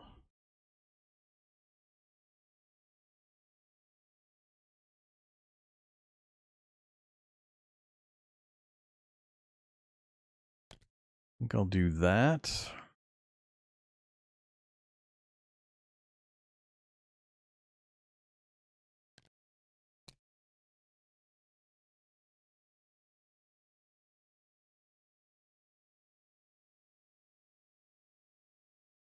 How many actions have I used? He moved back on his own token. He's the only other move I've done, so yeah, I just taken the other action now. Let's scavenge once. Pray for a 5 or 6 to finally show up. We got a 6. 1 bullet. Now I got to debate. Do I take a shot or do I move somebody else?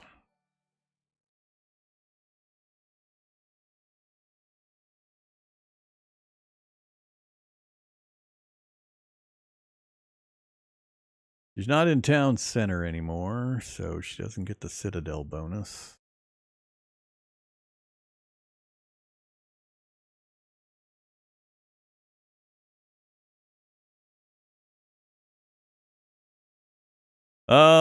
Let's do...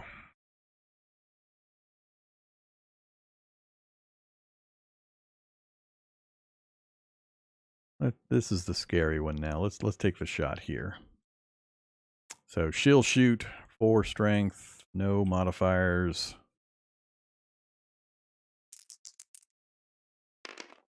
Gets an 11. So 3 wounds, that flips somebody. What's the most I get? The 7 probably, down to a 5 is 2. Oh, that's a 3 right there. So, that goes from 11 to an 8 versus a 10 to a 6.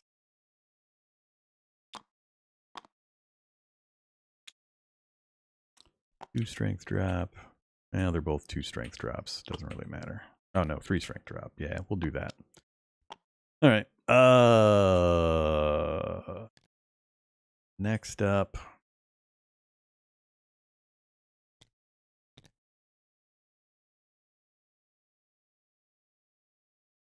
We're on our last action. Scavenge again? I think I'll scavenge again.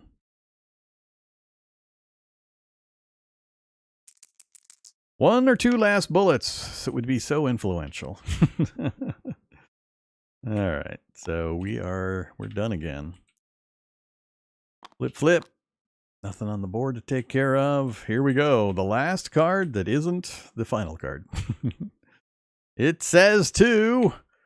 another brains. All right. So ignore. All tracks activate. 1 space. But if they win, they get to keep moving. So do I have anybody adjacent? Oh, crap. Oh, crap.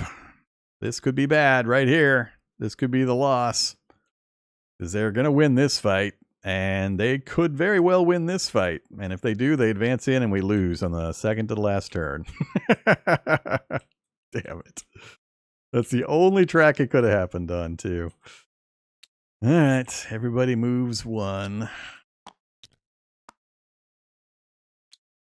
He moves in. I think I might use this. I might use this right now on this little teeny tiny fight. All right, let's read the rest of it. So if they win, they advance immediately. After activating all Zeds, this turn is over. Draw the next card. Oh, so we go straight in. So we're at the end. I will. I wish I remembered what that last card was. Unless it's a double move for the zombies, then we should be victorious, I think. As long as I stop him here. So. Alright, we're going to do this.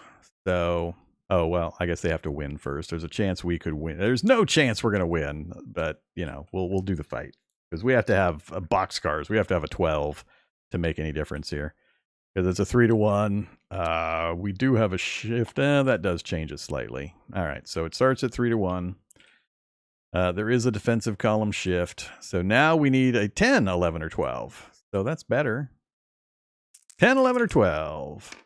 7 doesn't do it. So we are going to go ahead and activate this card.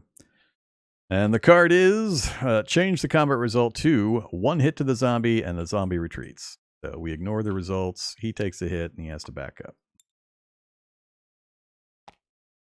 All right, and that is it. So no effect, no effect. We activated all the tracks. And that's all it. All right, last card. What's it do? End. 1 for all. Good night. All right. There's a double. So here we go. It's just a standard movement for all the zombies. And then if we're still alive, we win. So let's track it out. First, the suburb track. He goes forward 1. The results aren't going to change the game, so I don't care. Then we do the hiking trail, the mountain track, which does 1. Again, I don't care. And then finally, we do the highway track. Whoops.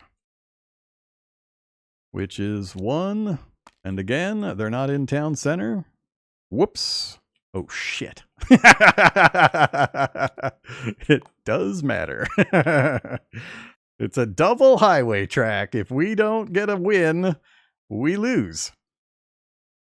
Okay. Ah. Damn it. I knew I needed that card. Right here. Right here. This was what I was holding it for. Not this one. This one. Oh, man. And he's got 2 wounds on him. So we only need to do a 1 wound. All I need to do with this fight, I don't even need to win. I don't need anything except for a wound result. So we're going to go with him, of course. So let's count it out. So he's coming in for his first move. And it is a 2-to-1. Luckily, it's not a 3-to-1. So it's a 2-to-1. We've got the defense. So 2 shifts, plus he gets his normal shift. So 2-to-1 against with a 3-column shift and a reroll. So 2-to-1, 1, 2, 3, and a reroll. And all I need is a hit. I just need not snake eyes twice. If I snake eyes twice, we lose. If I don't snake eyes both times, we win. Yep. That's how it works. All right. Just don't snake eyes, buddy. If you double snake eyes, I will table flip. I will table flip. All right, here we go. This is for the victory. Scared the shit out of me. All right, a 4. So, you know, unfortunately, he's probably going to die. So it was what? Human advantage? 1, 2, 3. We got a 4. So 1 for the zombie, 3 for us. The 1 to the zombie kills it. It's got 2. It can only take 3. Zombie is dead. And put that away.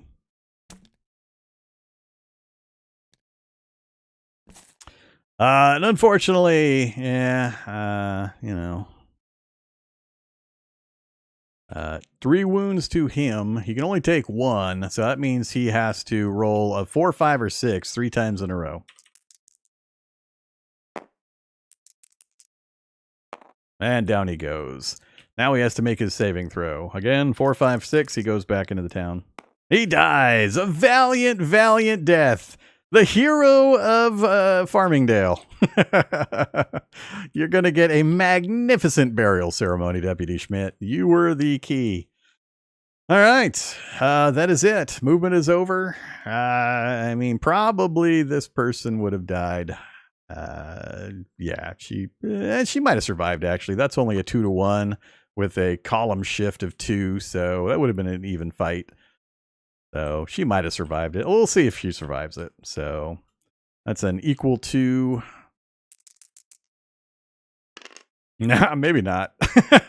That's 3 damage. 2 kills her. So let's see if she goes to the cemetery or not. Another dead hero. So she would have gone to the cemetery also. They would have had to have retreated, and the zombies would be in the east side. And that's how it would have ended right there. Oh, all right. Hey, look, we got a victory on our first game all the way through. So that is right. At the beginning of this phase, you do that, and then you have won. And since we're ignoring that because we're playing true solo, then we have won. The melancholy mood left in the wake of your brutal survival leaves quiet questions still unanswered. Interrupting your reflections comes a ray of sun bursting through the clouds and shining on a small, untrampled patch of flowers. Well, we're going to pick those flowers, and we're going to put them on the gravestone of one Deputy Schmidt, the badass. He is the absolute only reason we survived that. He just went all ham on the zombies these last 3 rounds. And really put a can of whoop ass on a whole bunch of them. And he's the only reason we survived. Absolutely no thanks go to Mr. Johnson. He was a tool the entire time. Oh my God. I think we had to have gotten about a 25% output rate for Mr. Johnson, if even 25% of what he should have gotten. Oh my God, it was so bad with him. All right, well, there you have it, folks. Dawn of the Zeds. Now, like I said at the beginning of the stream, this is the basic game. This is just the very lowest of the low basic game. It simplifies a ton of stuff. We weren't using supplies. We weren't using infection. We weren't using healing. We don't have the super weapon research. We don't have jail. We don't have the laboratory. There's a ton of different characters available in later scenarios, a ton of different cards. The map board flips over to another side, and there's a 5th little section that you have to defend against. So there's 4 on this map. There's a 5th one in this section, and you get a separate board for this info. Just tons and tons of stuff. These cards over here are info cards. You can kind of get some ideas. You have disease spreaders. Those show up in the next difficulty level. Super Zeds, I believe, show up in the next difficulty level. So these, you can get all sorts of fun stuff, similar to lots of other zombie games with upgraded zombie types. I think the level after that, you get the 4 Rs, which is a category we haven't used yet. Rangers, Raiders, Refugees, and I think the National Guard. I'm not sure why they're in the R category, but whatever.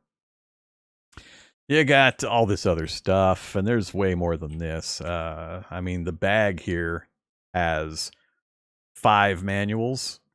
Well, there's the basic, then there's the setup and epilogue book. That gives the setup for all the different missions in the game. Then there's the level up rule book. This is the next one you move to that has the other new rules. Then there's the everything in one location rule book. Then there's some just quick reference sheets and stuff, but there's still tons and tons of stuff we weren't dealing with. This is just the game in its most basic form. So, I mean, fun and all, but man, luck dependent. You lose like a early loss of the sheriff or even Mr. Johnson, assuming he is producing bullets up at the mine, changes things pretty radically. I screwed up in the very early turns in the way I split up the guys. I should have kept the sheriff with the VFW at all times and move them together as a unit. The sheriff giving the VFW a free shot or free action, and the VFW's ability is to not use ammo. So they could have been blasting away in tandem the entire time, but because the way things came up and the order I did them in, I kind of wasted a turn or two. And I think the only bad luck we had, really, I mean, we had a couple of rolls that were bad, but overall, the only streak of bad luck was just the overwhelming number of actions I wasted on Mr. Johnson failing to get any kind of loot. So, yeah. Other than that, though, that is a first victory in Dawn of the Zeds. So I was a little worried about those last few cards. They turned out to not be so bad, that last section. I didn't realize we had another one of the brains actions that then just immediately goes to another card. So we hit those twice. So of the 20 cards in here, those were 2 of the 20 that then immediately rolled into the next event. So it actually made things go faster. And it didn't impact us too terribly, the brains cards, because mainly we're playing with ignoring these 2 things in this early game. Later games, that's going to be rough, especially if you're playing with more players and both of these activate. So yeah, it's going to get really nasty. I just can't even imagine how you get through some of that stuff, especially when you also add in you're having to feed people along with all the other stuff. So I'm looking forward to the challenge, though. Hopefully we can get some more people interested in the game and get some of the friends of the channel to join me for some multiplayer games of Dawn of the Zeds. The rule set, as long as you got somebody who knows how to play it fairly well or can explain it, it moves pretty quick. Once you know the basics, you can move through a turn fairly fast when you're not continuously explaining things to people. Radar and I played a little bit together. I showed him the game. And, you know, if we can find 1 or 2 other folks that are interested in joining in, maybe we'll pick a particular day to do some board gaming stuff. This would be a fun one to do in that kind of manner. So simple enough and kind of plays fast enough when you're familiar that we could have a good time in a single sitting. All right, that is it for me for now. So we're about 3.5 hours. So with me explaining everything and it being a first game all the way through for me, I could probably get that game down to 90 minutes. If I just put my head down and played straight through and just did minimal strategy talking and not so much mechanics explanations and all that, which is a pretty reasonable time frame for the basic game, I think. So it'll definitely return to the table. I'm still interested. I'll now have to go do some reading on the next level of difficulty and what it adds and how to do it, and maybe play a few turns to get it cemented into my brain. But I am off for the evening. Thanks for watching, everybody. Greatly appreciate your hanging out for some board game action. As always, you know, this is a new thing for the channel. I'm returning to my longtime love of board games. So, you know, let me know how you feel about the board game content, and we'll go from there. So thanks for watching. Have a great evening. Stay safe out there.